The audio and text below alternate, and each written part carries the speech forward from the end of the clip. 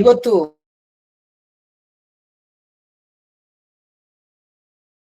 Doctor Rajashekhar Biradar sir ಅವರಿದ್ದಾರೆ, ಕನ್ನಡ ಸಹಾಯಕ ಪ್ರಾಧ್ಯಾಪಕರು, ಸರ್ಕಾರಿ ಪ್ರಥಮ ದರ್ಜೆ ಕಾಲೇಜು ಯರಗಟ್ಟಿ. ಇವರು ಸಾಂಸ್ಕೃತಿಕ ಪರಂಪರೆ ಎಂಬ ವಿಷಯದ ಕುರಿತು ಮಾತನಾಡ್ತಾ ಇದ್ದಾರೆ. ಅವರಿಗೆ ನಾನು ಧಾರವಾಡ ಕಟ್ಟೆ ಮತ್ತು ಇಲ್ಲಿರುವ ಎಲ್ಲರ ಪರವಾಗಿ ಪ್ರೀತಿಯಿಂದ ಸ್ವಾಗತವನ್ನ ಕೋರ್ತೇನೆ. ಸರ್, ಸ್ವಾಗತ ಸರ್. ಹಾಗೆಯೇ ಈ ಕಾರ್ಯಕ್ರಮದ ಅಧ್ಯಕ್ಷತೆಯನ್ನು ವಹಿಸಿರುವ ಪ್ರೊಫೆಸರ್ ಬಸವರಾಜ್ ಡೋಣೂರ್ ಸರ್ ಅವರು ಕೂಡ ಇದ್ದಾರೆ. ಅವರಿಗೂ ಕೂಡ ನಾನು ಪ್ರೀತಿಯಿಂದ ಸ್ವಾಗತವನ್ನ ಕೋರ್ತೇನೆ. ಸರ್, ಸ್ವಾಗತ. ಹಾಗೆಯೇ ಈ ಕಾರ್ಯಕ್ರಮದಲ್ಲಿ ಭಾಗವಹಿಸಿರುವಂತಹ ಎಲ್ಲ ಹಿರಿಯ ಕಿರಿಯ ಎಲ್ಲ ಸಾಹಿತ್ಯ ಸಂಶೋಧಕರಿಗೂ ಅಧ್ಯಾಪಕರಿಗೂ ನಾನು ಪ್ರೀತಿಯಿಂದ ಸ್ವಾಗತವನ್ನ ಕೋರ್ತೇನೆ. ಬಹಳ ಮುಖ್ಯವಾಗಿ ನಾವು ಇವತ್ತಿನ ಕಾರ್ಯಕ್ರಮದಲ್ಲಿ ಇವತ್ತಿನ ಉಪನ್ಯಾಸಕರಾದಂತಹ ಡಾಕ್ಟರ್ ರಾಜಶೇಖರ್ ಬಿರಾದರ್ ಅವರ ನಾನು ಪರಿಚಯ ಮಾಡಿಕೊಡ್ತಾ ಉಪನ್ಯಾಸಕ್ಕೆ ಹೋಗ್ತೇನೆ. ಲೇಖಕರಾದಂತಹ ರಾಜಶೇಖರ್ ಬಿರಾದರ್ ಅವರು ಮೂಲತಃ ಯಾದಗಿರಿ ಜಿಲ್ಲೆಯ ಸುರಪುರ ತಾಲೂಕಿನ ಬೋನಾಳ್ ಗ್ರಾಮದವರು. ತಂದೆ ಹನುಮಂತರಾಯ ಗೌಡ ಬಿರಾದರ್, ತಾಯಿ ಗಂಗಮ್ಮ ಬಿರಾದರ್. ಹುಟ್ಟೂರಿನಲ್ಲಿ ಪ್ರಾಥಮಿಕ ಶಿಕ್ಷಣವನ್ನು ಪಡೆದು ಪೇಟ ಅಮ್ಮಪುರದಲ್ಲಿ ಪ್ರೌಢ ಶಿಕ್ಷಣ, ಸುರಪುರದ ಪ್ರಭು ಕಲಾ ಮತ್ತು ವಾಣಿಜ್ಯ ಮಹಾವಿದ್ಯಾಲಯದಲ್ಲಿ ಪದವಿ ಹಾಗೂ ಬೆಂಗಳೂರಿನ ಜಾಲಹಳ್ಳಿಯಲ್ಲಿ BEd, ನಂತರ ಕರ್ನಾಟಕದ ವಿಶ್ವವಿದ್ಯಾಲಯದಿಂದ MA ಪದವಿ, ತದನಂತರ ಕನ್ನಡ ವಿಶ್ವವಿದ್ಯಾಲಯದಿಂದ PhD ಪದವಿ ಪಡೆದುಕೊಂಡಿದ್ದಾರೆ.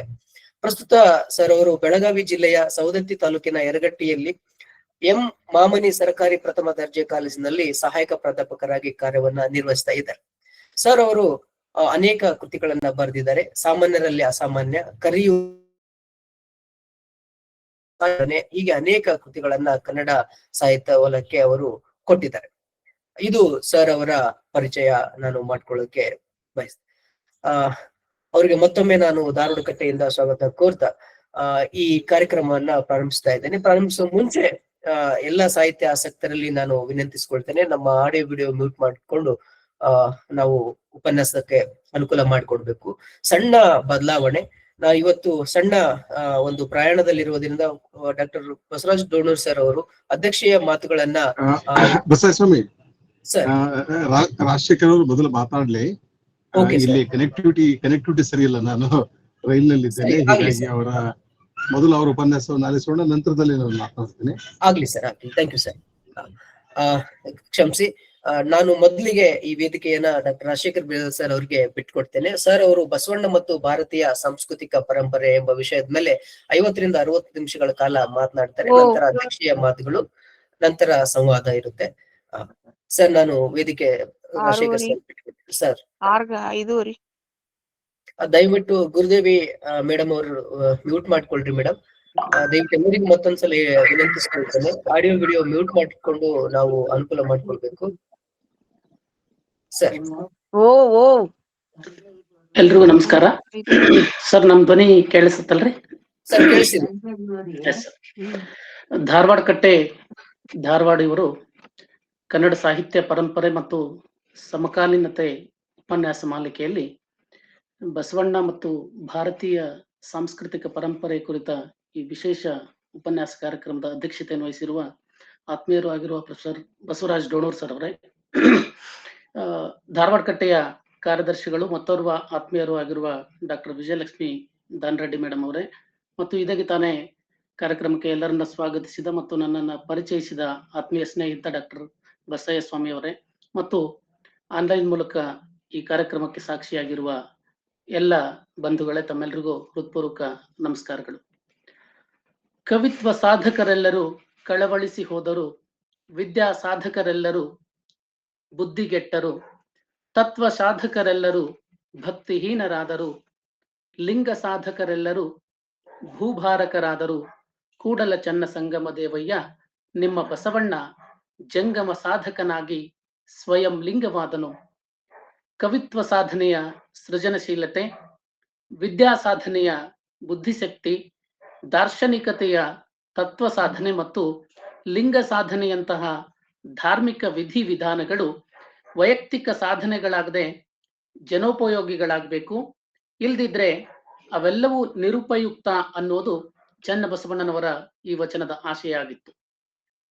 ಭಾರತೀಯ ಸಾಂಸ್ಕೃತಿಕ ಪರಂಪರೆಯ ಪ್ರಮುಖ ಅಂಶಗಳಾಗಿರುವ ಕವಿತ್ವ, ವಿದ್ಯೆ, ತತ್ವ, ಲಿಂಗ ಸಾಧನೆಗಳನ್ನು ಸಕಲ ಜೀವಾತ್ಮರ ಲೇಸಿಗೆ ಬಳಕೆಯಾಗುವಂತೆ ಮಾಡಿದ ಬಸವಣ್ಣನವರು ಪರಮ ದಯಾಮೂರ್ತಿ, ಮಹಾಮಾನವತಾವಾದಿ, ಸ್ವತಂತ್ರ ವಿಚಾರವಾದಿ, ಶ್ರೇಷ್ಠ ಅರ್ಥಶಾಸ್ತ್ರಜ್ಞ, ದೀನದಲಿತ ಉದ್ಧಾರಕ, ಸ್ತ್ರೀ ಕುಲೋದ್ಧಾರಕ, ವ್ಯಷ್ಟಿ ಹಾಗೂ ಸಮಷ್ಟಿಯ ಕಲ್ಯಾಣಕ್ಕಾಗಿ ಹೋರಾಡಿದ ಮಹಾನ್ ಕ್ರಾಂತಿಕಾರಿ, ಪ್ರಗತಿಪರ ಯೋಚನೆಗಳ ಮೂಲಕ ನುಡಿದಂತೆ ನಡೆದ ಮತ್ತು ಆ ನಡೆಯಲ್ಲಿ ನುಡಿಯನ್ನು ಪೂರೈಸಿದ ಪ್ರಾಮಾಣಿಕ ಬದುಕಿನ ಪಾರದರ್ಶಕ ವ್ಯಕ್ತಿತ್ವದ ಮಹಾನ್ ದಾರ್ಶನಿಕರಾಗಿದ್ದರು. ಇಂತಹ ದಾರ್ಶನಿಕ ವ್ಯಕ್ತಿತ್ವದ ಬಸವಣ್ಣನವರನ್ನ ಕುರಿತು ಯಾವುದೇ ಪುರಾಣ ಕಾವ್ಯಗಳ, ಕವಿಗಳ ಉತ್ಪ್ರೇಕ್ಷೆಯ ಮಾತುಗಳನ್ನು ಗಮನಿಸದೆ ಅವರ ವಚನಗಳಲ್ಲಿ ಕಾಣುವ ಇಂದಿಗೂ ಅನುಸರಿಸಲಿಕ್ಕೆ ಯೋಗ್ಯವಾಗಿರುವ ಅಂಶಗಳನ್ನು ಮಾತ್ರ ಪರಿಗಣಿಸಿ ಬಸವಣ್ಣನವರು ಪ್ರತಿಪಾದಿಸಿದ ಭಾರತೀಯ ಸಾಂಸ್ಕೃತಿಕ ಪರಂಪರೆಯ ಮುಖ್ಯ ಅಂಶಗಳನ್ನ ಮುಂದಿನ 50 ನಿಮಿಷಗಳ ಅವಧಿಯಲ್ಲಿ ತಮ್ಮ ಮುಂದೆ ಇಡಲಿಕ್ಕೆ ನಾನು ಪ್ರಯತ್ನವನ್ನ ಮಾಡ್ತೇನೆ. ಭಾರತ ಅಂದ್ರೆ ಜಗತ್ನಲ್ಲೇನೆ ಅತ್ಯಂತ ವಿಶಿಷ್ಟ ದೇಶ ಮತ್ತು ವಿಚಿತ್ರ ದೇಶ ಅಂತ ನನಗನ್ಸತ್ತೆ. ಯಾಕೆ ಅಂದ್ರೆ ಭಾರತವನ್ನು ಹೊರತುಪಡಿಸಿ ಬೇರೆ ಯಾವುದೇ ದೇಶವನ್ನ ನಾವು ಗಮನಿಸಿದ್ರು ಕೂಡ ಒಂದು ದೇಶ, ಒಂದು ಮತ, ಒಂದು ಜನಾಂಗ ಅನ್ನುವ ಏಕತೆ ಕಾಣುತ್ತೆ. ಜಗತ್ತು ಅಂತ ನನಗನ್ಸುತ್ತೆ. ಯಾಕಂದ್ರೆ ಭಾರತ ಒಂದೇ ದೇಶದಲ್ಲಿ ಜಗತ್ನಲ್ಲಿರುವ ಎಲ್ಲ ಧರ್ಮಗಳು, ಎಲ್ಲ ಜಾತಿಯ, ಎಲ್ಲ ಜನಾಂಗದ, ಬಹುತೇಕ ಎಲ್ಲ ದೇಶಗಳಲ್ಲಿ ಆಡುವಂತ ಭಾಷೆ, ರೂಢಿ, ಸಂಪ್ರದಾಯ, ಆಚರಣೆಯ ವೈವಿಧ್ಯತೆಗಳನ್ನ ಒಳಗೊಂಡಿರೋದು ಭಾರತದ ವೈವಿಧ್ಯತೆಯಲ್ಲಿ ಏಕತೆಗೆ ಸಾಕ್ಷಿ ಅಂತ ಅನ್ಸತ್ತೆ. ಭಾರತ ಏಕಕಾಲಕ್ಕೆ ಈ ಎಲ್ಲ ಹಲವು ಸಂಸ್ಕೃತಿಗಳ ಸಂಗಮವಾಗಿದೆ. ಹಿಂದೂ, ಬೌದ್ಧ, ಜೈನ, ಸಿಖ್ ಧರ್ಮಗಳಿಗೆ ಜನ್ಮಸ್ಥಳವಾಗಿರುವ ಭಾರತದಲ್ಲಿ ಇಸ್ಲಾಂ, ಕ್ರಿಶ್ಚಿಯನ್, ಪಾರ್ಸಿ ಸೇರಿದಂತೆ ಹಲವು ಧರ್ಮದ ಅನುಯಾಯಿಗಳು ಕೂಡ ಇಲ್ಲಿದ್ದಾರೆ. ಏಕಂ ಸತ್ ವಿಪ್ರ ಬಹುಧಾ ವದಂತಿ ಅನ್ನೋ ಮಾತು ದೇವನೊಬ್ಬ ನಾಮ ಹಲವು ಅನ್ನುವ ಬಸವಣ್ಣನವರ ಮಾತಿನ ಜೊತೆಗೆ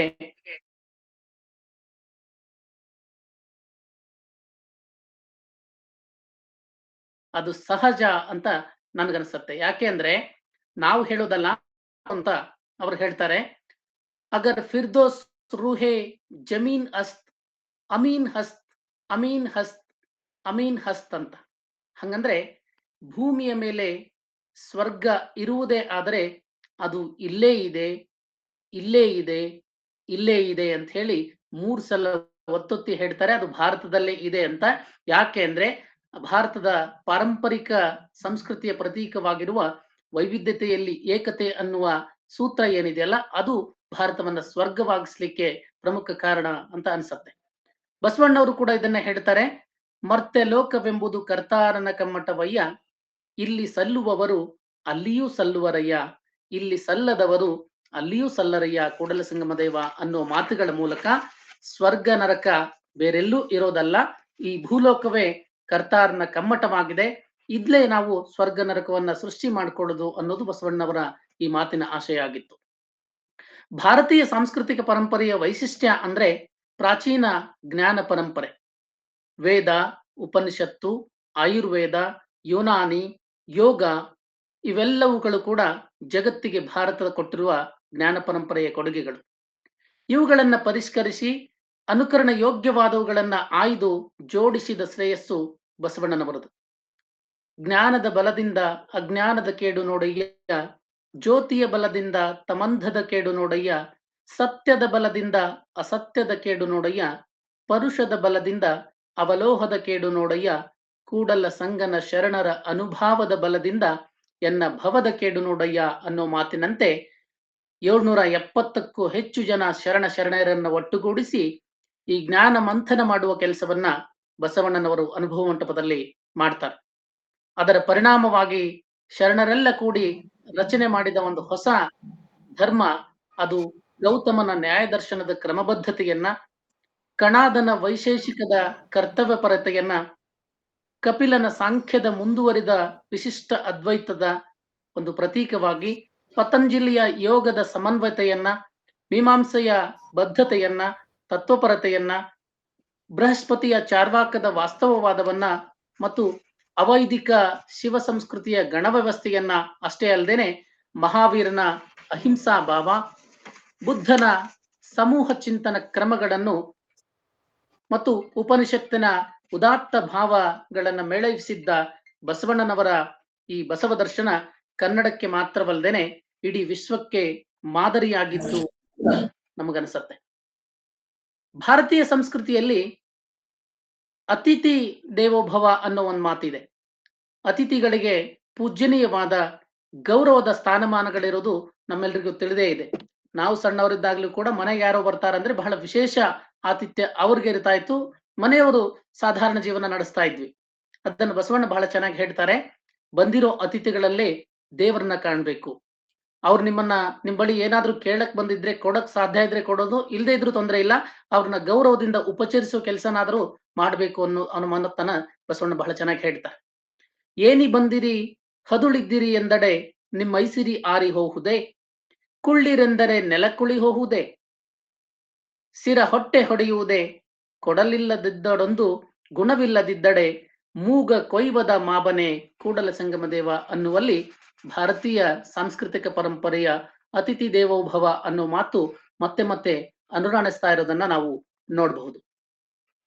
ಅವಿಭಕ್ತ ಕುಟುಂಬ ಅದರ ಬಾಂಧವ್ಯ ಜಗತ್ನಲ್ಲಿ ಭಾರತ ಬಿಟ್ರೆ ಬಹುತೇಕ ಎಲ್ಲೂ ಕೂಡ ಕಾಣೋದೇ ಇಲ್ಲ.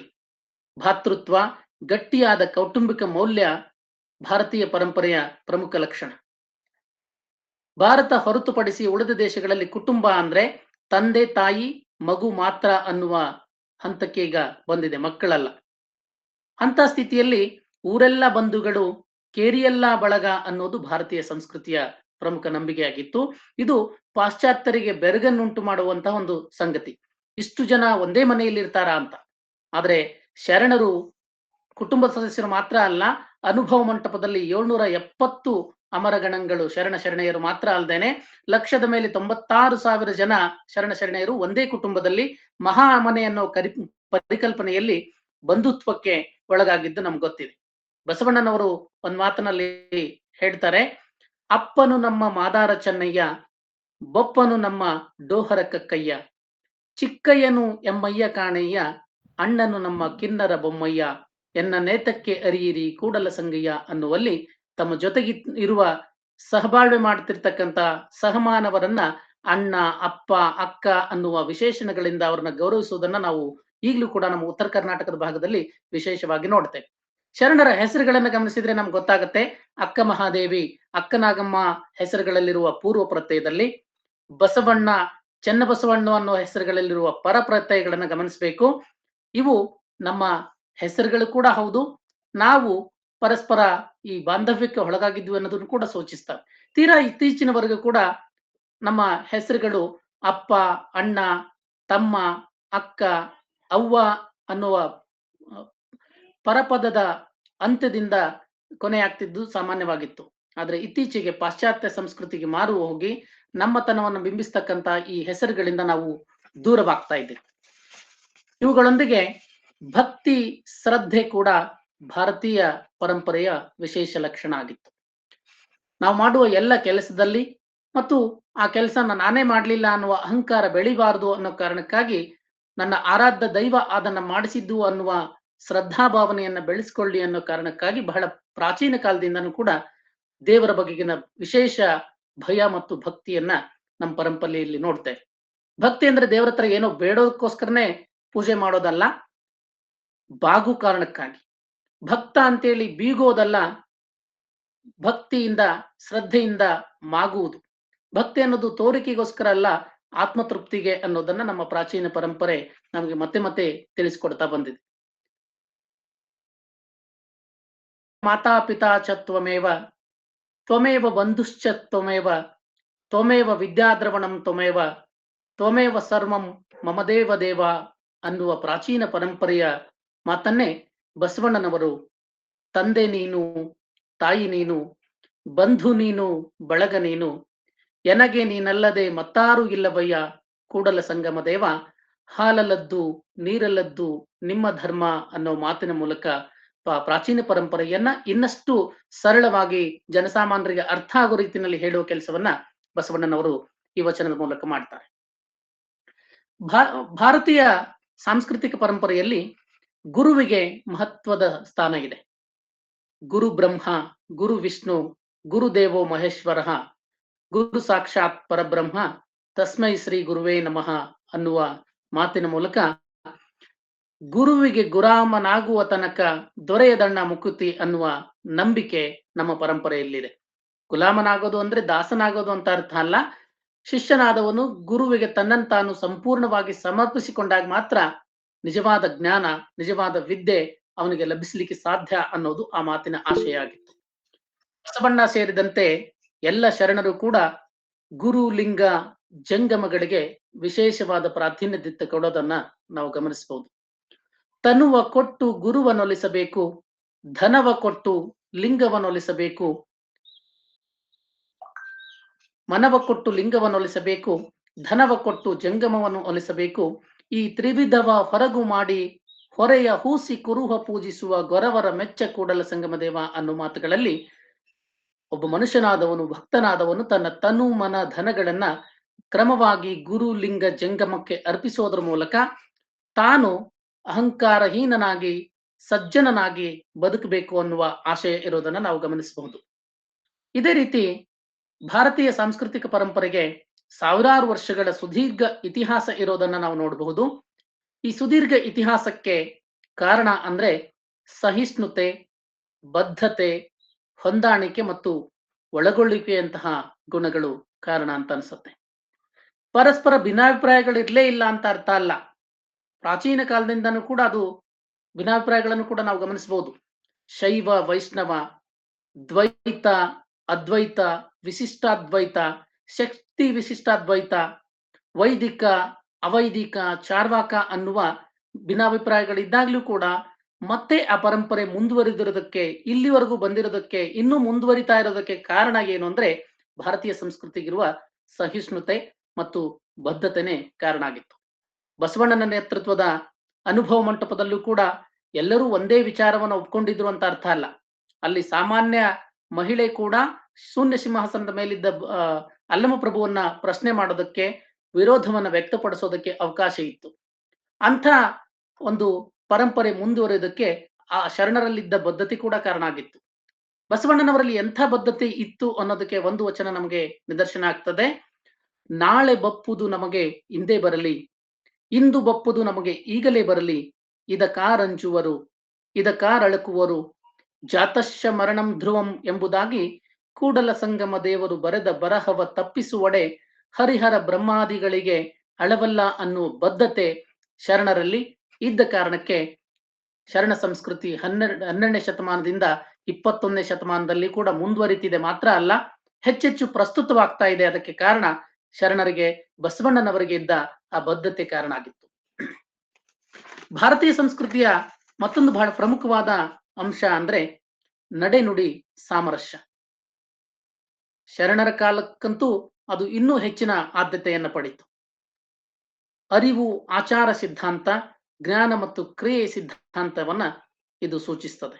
ಬಸವಣ್ಣವರ ಮಾತುಗಳಲ್ಲೇ ಹೇಳೋದಾದ್ರೆ, ಭಕ್ತಿ ಸುಭಾಷೆಯ ನುಡಿಯ ನುಡಿವೆ, ನುಡಿದಂತೆ ನಡೆವೆ, ನಡೆಯೊಳಗೆ ನುಡಿಯ ಪೂರೈಸುವೆ, ಮೇಲೆ ತೂಗುವ ತ್ರಾಸು ಕಟ್ಲಳೆ ನಿಮ್ಮ ಕೈಯಲ್ಲಿ, ಒಂದು ಜವೆ ಕೊರತೆಯಾದಡೆ ಎನ್ನ ನದ್ದಿ ನೀನೆದ್ದು ಹೋಗ ಕೂಡಲ ಸಂಗಮ ದೇವ ಅನ್ನುವ ಮಾತುಗಳಲ್ಲಿ ನಾನು ಏನ್ ಮಾತನಾಡ್ತೇನೆ ಆ ಮಾತುಗಳಿಗೆ ಬದ್ಧವಾಗಿರ್ತೇನೆ, ಏನ್ ಮಾತಾಡ್ತೇನೆ ಅದೇ ರೀತಿಯ ನಡೆಯನ್ನ ನಾನು ನಡಿತೇನೆ, ತಪ್ಪಿದ್ರೆ ಆರಾಧ್ಯ ದೈವವಾಗಿರುವ ನೀನು ನನ್ನನ್ನ ರಕ್ಷಣೆ ಮಾಡೋದೇನ್ ಬೇಕಾಗಿಲ್ಲ ಅನ್ನುವ ಬದ್ಧತೆಯನ್ನ ಶರಣರು, ಬಸವಣ್ಣನವರು ಹೊಂದಿದ್ರು.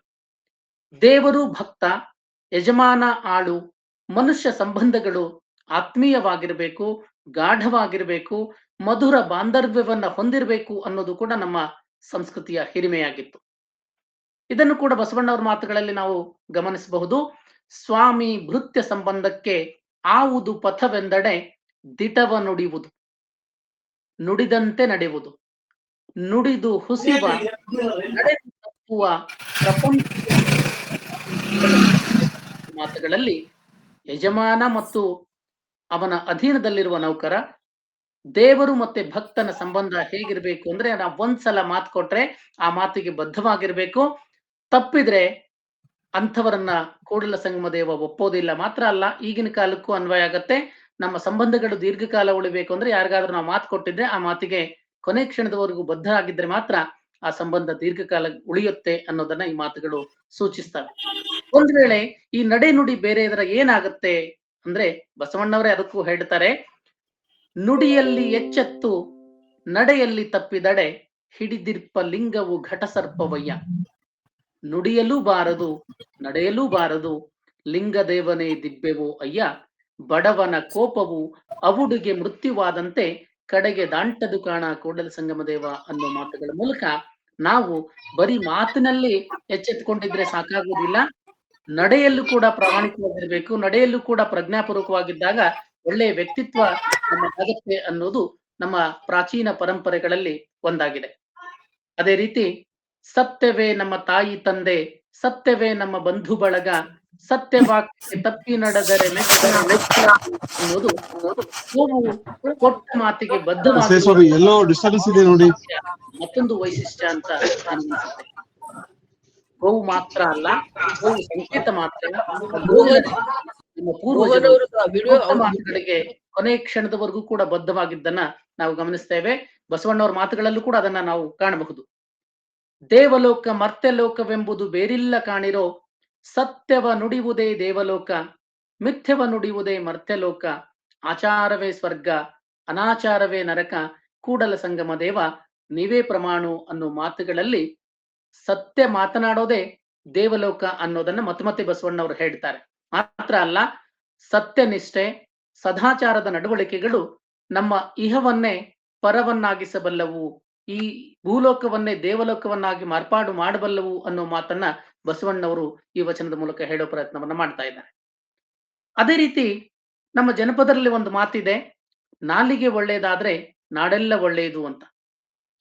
ಇದನ್ನೇ ಚೆಂಬೆಳಕಿನ ಕವಿ ಕಣ್ವಿ ಅಜ್ಜ ಅವರು ಹೇಳ್ತಾರೆ, ನಾವಾಡುವ ಮಾತು ಹೀಗಿರಲಿ ಗೆಳೆಯ, ನಾವು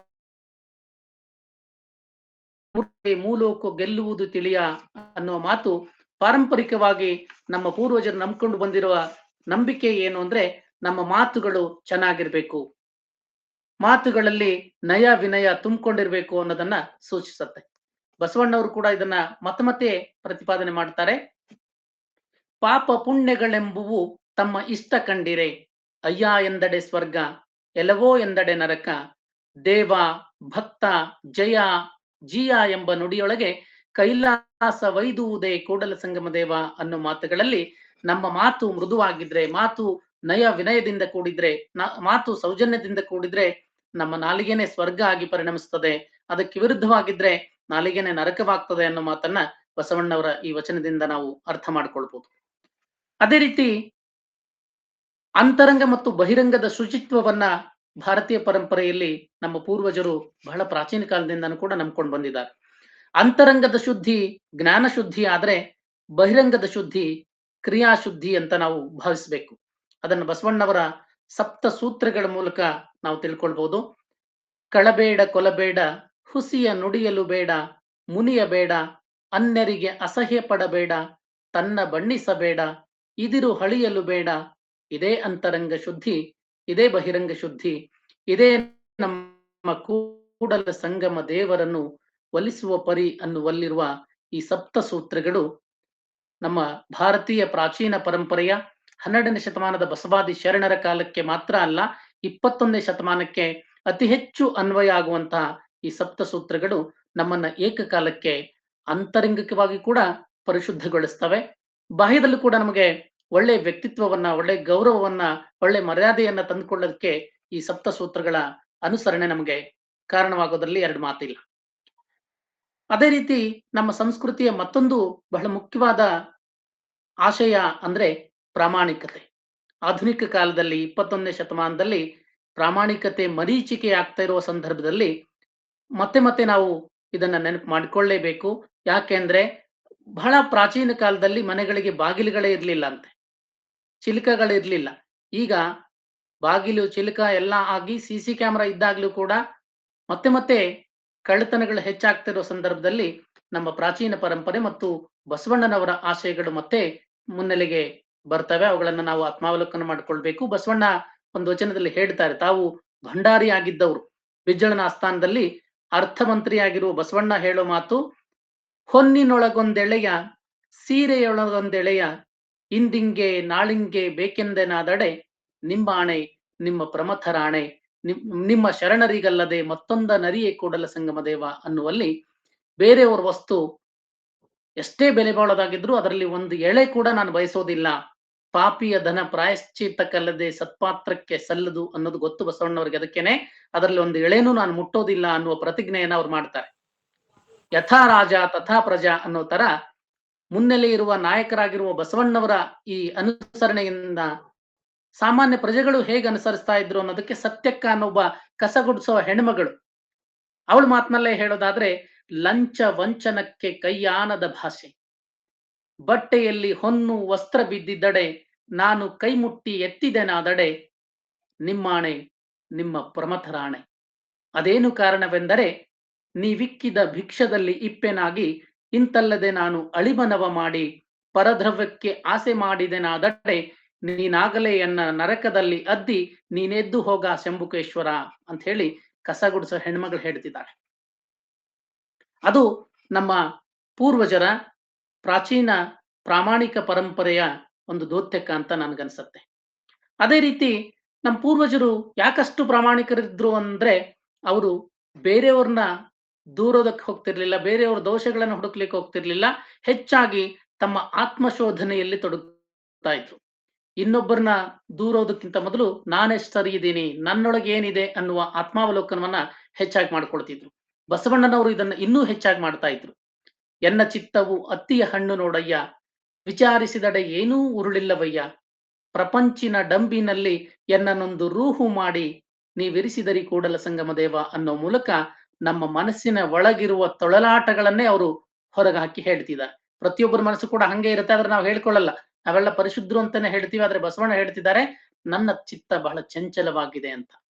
ಮಾತ್ರವಲ್ಲ, ಮತ್ತೊಂದು ವಚನದಲ್ಲಿ ಅವರು ಹೇಳ್ತಾರೆ, ಮನ ಮನ ಬೆರೆಸಿದಲ್ಲಿ ತನು ಕರಗದಿದ್ದಡೆ, ಸೋಂಕಿನಲ್ಲಿ ಪುಳಕಂಗಳು ಹೊರಹೊಮ್ಮದಿದ್ದಡೆ, ಕಂಡಾಗಳಶ್ರು ಜಲಂಗಳು ಸುರಿಯದಿದ್ದಡೆ, ನುಡಿವಲ್ಲಿ ಗದ್ಗದಂಗಳು ಪೊಣ್ಮದಿದ್ದಡೆ, ಕೂಡಲ ಸಂಗಮ ದೇವರ ಭಕ್ತಿಗಿದು ಚಿಹ್ನ, ಎನ್ನಲ್ಲಿ ವಿಲ್ಲಾಗಿ ಆನು ಡಂಬಕ ಕಾಣೀರೆ ಅಂತ.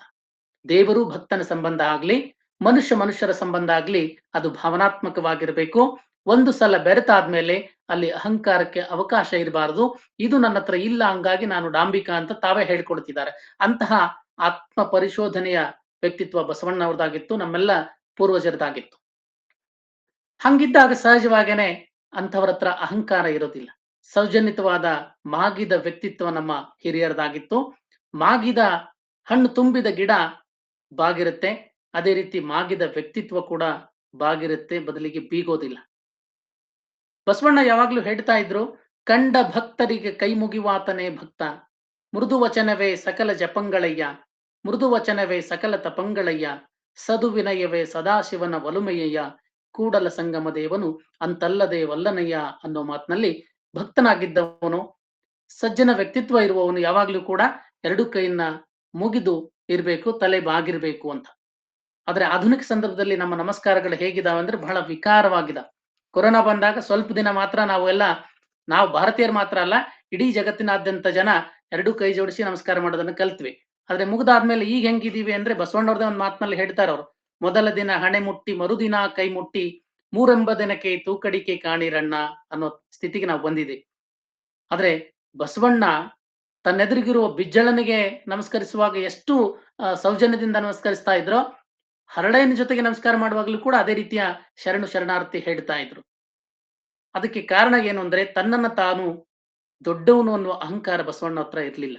ನಮ್ಮ ಪೂರ್ವಜರಲ್ಲಿ ಯಾರ ಹತ್ರ ಕೂಡ ಇರ್ಲಿಲ್ಲ. ಅದು ನಮ್ಮ ಸಂಸ್ಕೃತಿ. ಅದು ತಾವೆಷ್ಟೇ ದೊಡ್ಡವರಾಗಿದ್ರು ಕೂಡ ಸಣ್ಣವ್ರೆ ಅಂತ ಅನ್ಕೊಳ್ತಾ ಇದ್ರು. ನಂದೇನಿದೆಪ್ಪ ಎಲ್ಲ ಆ ಭಗವಂತ ಮಾಡಿದ್ದು ಅನ್ನುವ ಧನ್ಯತಾ ಭಾವ ನಮ್ಮ ಪೂರ್ವಜರಲ್ಲಿತ್ತು. ಅದು ನಮ್ಮ ಸಂಸ್ಕೃತಿಯಾಗಿತ್ತು. ಬಸವಣ್ಣ ಹತ್ರ ಜಾಸ್ತಿನೇ ಇತ್ತದು. ಎನ್ನಿಂದ ಕಿರಿಯರಿಲ್ಲ, ಶಿವಭಕ್ತರಿಂದ ಹಿರಿಯರಿಲ್ಲ, ನಿಮ್ಮ ಪಾದ ಸಾಕ್ಷಿ ಎನ್ನ ಮನಸಾಕ್ಷಿ, ಕೂಡಲ ಸಂಗಮ ದೇವ ಎನಗಿದೇ ದಿವ್ಯ ಅನ್ನುವ ಬಸವಣ್ಣನವರು ತಮ್ಮನ್ನ ತಾವು ಕೀಳಾಗಿ ಕಂಡ್ಕೊಳ್ತಾ ಇದ್ರು. ಕೀಳು ಅಂದ್ರೆ ಉಳಿದವ್ರಿಗಿಂತಲೂ ನಾನು ಕನಿಷ್ಠ ಅಂತಲ್ಲ, ನಾನು ಸಣ್ಣವನು ಉಳಿದವರೆಲ್ಲ ದೊಡ್ಡವರು ಅನ್ನುವ ಧನ್ಯತಾ ಭಾವ ಬಸವಣ್ಣನವರಲ್ಲಿತ್ತು. ಅದಕ್ಕೆ ಕಾರಣ ಅವರಿಗಿದ್ದ ಸಂಯಮದ ವ್ಯಕ್ತಿತ್ವ. ನಮ್ಮ ಪೂರ್ವಜರು ಕೋಪ, ರೋಷ, ಆವೇಶ, ಉದ್ವೇಗಗಳಿಗಿಂತ ಸಹನೆ, ಸಂಯಮಗಳನ್ನ ದೊಡ್ಡ ಗುಣಗಳು ಅಂತ ಭಾವಿಸ್ತಾ ಇದ್ರು. ಅದಕ್ಕೇನೆ ಸಿಟ್ಟು ತನ್ನ ವೈರಿ, ಶಾಂತಿ ಪರರ ವೈರಿ ಅನ್ನೋ ಮಾತು ಬಹಳ ಪ್ರಾಚೀನ ಕಾಲದಿಂದನೂ ಕೂಡ ನಮ್ಮಲ್ಲಿ ಬಳಕೆಯಲ್ಲಿದೆ. ಒಂದು ಸಣ್ಣ ಪ್ರಸಂಗ ತಮಗೆ ಹೇಳಬೇಕು ಅನ್ಸತ್ತೆ. ಒಬ್ಬ ಬಡಿಗನ ಮನೆಯಲ್ಲಿ ಬಡಿತನ ಮಾಡ್ತಕ್ಕಂಥ ಒಬ್ಬ ವ್ಯಕ್ತಿ ಮನೆಗೆ ಹಾವೊಂದು ನುಸುಳ್ಕೊಂಡು ಬರುತ್ತೆ. ಬಡಿಗನ ಮನೆಯಲ್ಲಿ ಸಾಮಾನ್ಯವಾಗಿ ಆಯುಧಗಳು ಅಂದ್ರೆ ಗರಗಸ ಇದ್ದೇ ಇರುತ್ತಲ್ಲಿ. ಹಾವಿನ ಬಾಲ ಆಕಸ್ಮಿಕವಾಗಿ ಆ ಗರಗಸಕ್ಕೆ ಸಂಪರ್ಕಕ್ಕೆ ಬಂದಾಗ ಸ್ವಲ್ಪ ಗಾಯ ಆಗತ್ತೆ ಬಾಲಕ್ಕೆ. ಹಾವಂದ್ರೇನೆ ಸಿಟ್ಟಿನ ಪ್ರತೀಕದ ಪ್ರಾಣಿ ಅದು. ನನ್ನ ಬಾಲಕ್ಕೆ ಕಚ್ಚಿದೆ, ಇದು ಗಾಯ ಮಾಡಿದೆ ಅಂತೇಳಿ ಸಿಟ್ಟಾಗಿ ತನ್ನ ಹೆಡೆಯನ್ನು ತಂದು ಆ ಗರಗಸಕ್ಕೆ ಕಚ್ಚಲಿಕ್ಕೆ ಹೋಗದಾಗ ಗರಗಸದ ತುದಿ ಮೊನಚಾಗಿದ್ದ ಕಾರಣಕ್ಕೆ ಹಾವಿನ ಬಾಯಿಗೂ ಕೂಡ ಗಾಯ ಆಗುತ್ತೆ. ಮತ್ತು ಸಿಟ್ಟಾದ ಹಾವು ಇದನ್ನ ಸುತ್ತಕೊಂಡು ಸಾಯಿಸ್ಬಿಡೋಣ ಅಂತೇಳಿ ಅದ್ರ ಸುತ್ತಲೂ ಸುತ್ತಕೊಳ್ತದೆ. ಮೈತುಂಬ ಗಾಯಗಳಾಗ್ತವೆ. ಇದರಿಂದ ನಾವು ಅರಿತುಕೊಳ್ಬೇಕಾಗಿದ್ದೇನು ಅಂದ್ರೆ ಹಾವು ಸಾಂಕೇತಿಕ ಮಾತ್ರ. ನಮ್ಮ ಮೇಲೆ ಯಾರಾದ್ರೂ ಕೋಪ ಮಾಡ್ಕೊಂಡ್ರೆ, ನಮ್ಗೆ ಯಾರಾದ್ರೂ ತೊಂದರೆ ಕೊಟ್ರೆ ಅವ್ರ ಮೇಲೆ ನಾವು ಸಿಟ್ಟಾದ್ರೆ ಈ ಹಾವಿಗಾದ ಗತಿನೇ ನಮಗ್ ಬರುತ್ತೆ ಅನ್ನೋದನ್ನ ನಮ್ಮ ಪೂರ್ವಜರು ನಂಬ್ಕೊಂಡಿದ್ರು. ಬಸವಣ್ಣ ಇದನ್ನ ಬಹಳ ಮನಸ್ಸಿಗೆ ಹಚ್ಕೊಂಡು ಅನುಸರಿಸ್ತಾ ಇದ್ರು. ತನಗೆ ಮುನಿವವರಿಗೆ ತಾ ಮುನಿಯಲೇಕಯ್ಯ, ತನಗಾದ ಆಗೇನು ಅವರಿಗಾದ ಚೇಗೆ ಏನು, ತನುವಿನ ಕೋಪ ತನ್ನ ಹಿರಿಯತನದ ಕೇಡು, ಮನದ ಕೋಪ ತನ್ನ ಅರಿವಿನ ಕೇಡು, ಮನೆಯೊಳಗಣ ಕಿಚ್ಚು ಮನೆಯ ಸುಟ್ಟಲ್ಲದೆ ನೆರೆಮನೆಯ ಸುಡದು ಕೂಡಲ ಸಂಗಮ ದೇವ ಅನ್ನೋ ಮಾತುಗಳಲ್ಲಿ ನಮ್ಮ ಕೋಪ ನಮಗೇನೆ ನಾಶವನ್ನುಂಟು ಮಾಡತ್ತೆ, ನಮ್ಮ ವ್ಯಕ್ತಿತ್ವನೇ ಹರಣ ಮಾಡತ್ತೆ ಅನ್ನೋದನ್ನ ಬಸವಣ್ಣವರ ಈ ಮಾತುಗಳ ಮೂಲಕ ಪ್ರಾಚೀನ ಪರಂಪರೆಯಲ್ಲಿ ಸಂಯಮಕ್ಕೆ ಎಷ್ಟು ಪ್ರಾಧಾನ್ಯತೆ ಇತ್ತು ಅನ್ನೋದನ್ನ ನಮಗೆ ತೋರಿಸ್ಕೊಡ್ತಾನೆ.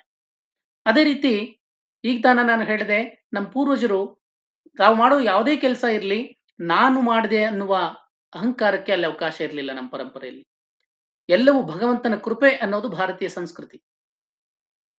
ಹಂಗಿದ್ದಾಗ ಎಲ್ಲಾನು ನಾನೇ ಮಾಡಿದೆ ಅಂತ ಹೇಳಿ ಬೀಗ್ತಾ ಇರುವ ಆಧುನಿಕ ಸಂದರ್ಭಕ್ಕೆ ಈ ಮೌಲ್ಯ ಮತ್ತೆ ಮತ್ತೆ ಪ್ರಸ್ತುತ ಆಗ್ತದೆ. ಬಸವಣ್ಣನನ್ನ ಭಕ್ತಿ ಭಂಡಾರಿ, ಮಹಾಮಾನವತಾವಾದಿ ಅಂತೇಳಿ ಸಮಕಾಲೀನರವನ್ನು ಕೊಂಡಾಡ್ತಾ ಇದ್ರೆ, ಬಸವಣ್ಣ ಮಾತ್ರ ಮಾಡುವಂತಿರಬೇಕು ಮಾಡದಂತಿರಬೇಕು, ಮಾಡುವ ಮಾಟದೊಳಗೆ ತಾನಿಲ್ಲದಂತಿರಬೇಕು, ಕೂಡಲ ಸಂಗಮ ದೇವರ ನೆನೆಯುತ್ತ ನೆನೆಯದಂತಿರಬೇಕು ಅನ್ನುವ ಸಮರ್ಪಣಾ ಭಾವದೊಂದಿಗೆ ಜೀವನವನ್ನ ನಡೆಸಿದವರು, ಅದೇ ರೀತಿ ಬೋಧಿಸಿದವರಾಗಿದ್ರು. ಹಂಗಾಗಿ ಬಸವಣ್ಣವರು ಉಳಿದವ್ರಿಗಿಂತಲೂ ಬಹಳ ವಿಶೇಷ ಆಗ್ತಾರೆ.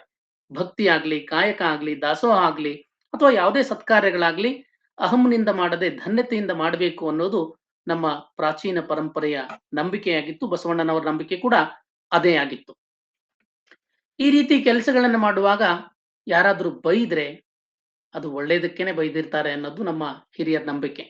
ಬೈದು ಹೇಳಿದವರು ಒಳ್ಳೇದು ಹೇಳಿದ್ರು, ನಕ್ಕು ಹೇಳಿದವರು ಕೆಟ್ಟದನ್ನ ಹೇಳಿದ್ರು ಅನ್ನುವ ಮಾತು ಕೂಡ ನಮ್ಮಲ್ಲಿ ಚಾಲ್ತಿ ಇದೆ.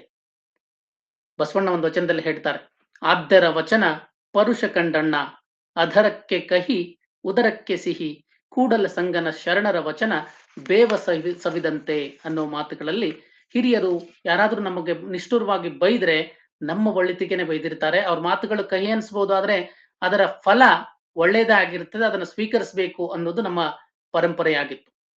ಒಳ್ಳೇದು ಹೇಳಿದವರನ್ನ ಶತ್ರುಗಳಂತೇಳಿ ಪರಿಗಣಿಸಿ ಅವರನ್ನ ದೂರ ಇಡುವ ಕಾಲದಲ್ಲಿ ನಾವಿದೆ. ತಂದೆ ತಾಯಿ ಮಕ್ಕಳು ಮಾತು ಕೇಳದಿರೋ ಮಕ್ಕಳು ಮತ್ತು ಅಧ್ಯಾಪಕ ವೃತ್ತಿಯಲ್ಲಿರುವ ಈ ಮಾತು ಹೆಚ್ಚು ಮನವರಿಕೆಯಾಗಿರುತ್ತೆ.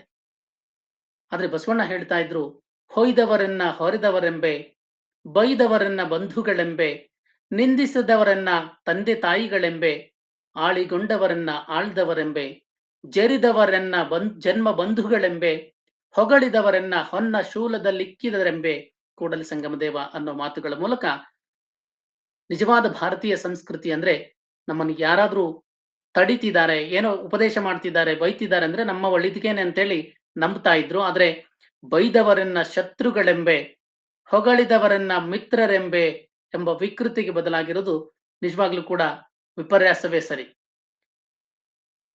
ಭಾರತೀಯ ಸಂಸ್ಕೃತಿಯಲ್ಲಿ ಇಷ್ಟೆಲ್ಲ ಒಳ್ಳೆಯ ಮೌಲ್ಯಗಳಿತ್ತು. ಆದ್ರೆ ನಿಂತ ನೀರು ಮಲಿನವಾಗುತ್ತೆ, ಬಳಸದ ಆಯುಧ ತುಕ್ಕು ಹಿಡಿತತೆ, ಸ್ವಚ್ಛಗೊಳಿಸದ ಕನ್ನಡಿ ಮಬ್ಬಾಗುವಂತೆ ಭಾರತೀಯ ಸಂಸ್ಕೃತಿಯ ಪರಂಪರೆಯಲ್ಲಿರುವ ಕೆಲವು ಅಂಶಗಳಿಗೆ ಸಾಣೆ ಹಿಡಿದು ಅವುಗಳನ್ನು ಪರಿಷ್ಕರಿಸಿ ವರ್ತಮಾನಕ್ಕೆ ಪ್ರಸ್ತುತಗೊಳಿಸುವ, ಅಂದ್ರೆ 12ನೇ ಶತಮಾನಕ್ಕೆ ಮಾತ್ರ ಅಲ್ಲ, ಈಗಿನ ಕಾಲಕ್ಕೂ ಕೂಡ ಪ್ರಸ್ತುತಗೊಳಿಸುವಂತಹ ಸುಧಾರಣೆ ಕೆಲಸವನ್ನು ಕೂಡ ಬಸವಣ್ಣವರು ಮಾಡ್ತಾರೆ. ಅವುಗಳಲ್ಲಿ ಮುಖ್ಯವಾದ ಒಂದೆರಡನ್ನ ತಮ್ಮ ಮುಂದೆ ಪ್ರಸ್ತುತಪಡಿಸೋದಾದ್ರೆ, ನಮ್ಮ ಪೂರ್ವಜರು ಕಲ್ಲು, ಮಣ್ಣು, ಗಾಳಿ, ನೀರು, ಬೆಂಕಿ ಅಷ್ಟೇ ಏಕೆ ಕಸಗುಡಿಸುವ ಪೊರಕೆಯಲ್ಲೂ ಕೂಡ ದೈವತ್ವವನ್ನ ಕಂಡವರು. ಹಂಗಂತೇಳಿ ಇದು ಸಾರ್ವತ್ರಿಕ ಅಲ್ಲ. ಅವರವರ ಭಾವಕ್ಕೆ, ಅವರವರ ಭಕುತಿಗೆ, ಅವರವರ ಶಕ್ತಿಗೆ ತಕ್ಕಷ್ಟು ದೇವರು ಬೇರೆ ಬೇರೆ ರೂಪದಲ್ಲಿ ಅವರಿಗೆ ಕಾಣ್ತಾ ಇದ್ದ. ಆದ್ರೆ ಬಸವಣ್ಣನವರ ದೇವರ ಕಲ್ಪನೆ ಬಹಳ ವಿಶಿಷ್ಟವಾದದ್ದು. ಉಳ್ಳವರು ಶಿವಾಲಯವ ಮಾಡುವರು, ನಾನೇನ ಮಾಡುವೆ ಬಡವನಯ್ಯ, ಎನ್ನ ಕಾಲೇ ಕಂಬ, ದೇಹವೇ ದೇಗುಲ, ಶಿರ ಹೊನ್ನ ಕಲಶವಯ್ಯ, ಕೂಡಲ ಸಂಗಮ ದೇವಯ್ಯ ಕೇಳಯ್ಯ, ಸ್ಥಾವರಕ್ಕೆ ಅಳಿವುಂಟು ಜಂಗಮಕ್ಕೆ ಅಳಿವಿಲ್ಲ ಅನ್ನುವಲ್ಲಿ ಪಾರಂಪರಿಕವಾಗಿ ನಂಬ್ಕೊಂಡು ಬಂದಿದ್ದ ದೇವರ ಪರಿಕಲ್ಪನೆಯನ್ನ ಬದಲಾಯಿಸುವ ಮತ್ತು ದೇವರನ್ನ ಎಲ್ಲರಿಗೂ ದೊರೆಯುವಂತೆ ಮಾಡುವಂತಹ ಕೆಲಸವನ್ನ ಬಸವಣ್ಣವರು ಮಾಡ್ತಾರೆ. ಶಿವಾಲಯ ಮಾಡೋದಕ್ಕೆ ಎಲ್ರಿಗೂ ಸಾಧ್ಯ ಇಲ್ಲ, ಶಿವಾಲಯ ಪ್ರವೇಶ ಕೂಡ ಎಲ್ರಿಗೂ ಸಾಧ್ಯ ಇಲ್ಲ ಅಂದಾಗ, ನನ್ನ ದೇಹವನ್ನೇ ದೇವಾಲಯವನ್ನಾಗಿಸ್ಕೊಂಡು ದೇವಾಲಯದಂತೆ ಪರಿಶುದ್ಧವಾಗಿರಿಸಿಕೊಂಡಾಗ ದೇಹವೇ ದೇವಾಲಯ ಆಗತ್ತೆ. ಸ್ಥಾವರ ದೇವಾಲಯಕ್ಕಿಂತಲೂ ಜಂಗಮ ದೇವಾಲಯ ಶಾಶ್ವತವಾಗುಳಿತದೆ. ಸ್ಥಾವರ ಸ್ಥಿರವಾದದ್ದು, ಜಡವಾದದ್ದು ಮತ್ತು ಕೃತಕವಾದದ್ದು.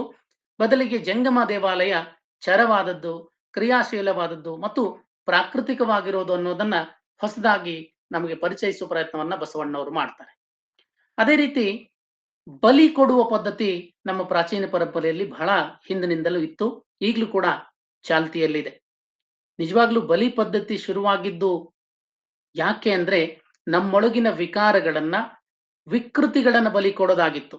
ಆದ್ರೆ ಅವುಗಳನ್ನ ನಾವು ತಪ್ಪಾಗಿ ಗ್ರಹಿಸಿದ ಕಾರಣಕ್ಕೆ ಧರ್ಮದ ವ್ಯಾಖ್ಯಾನನೇ ಬದಲಾಗಿತ್ತು.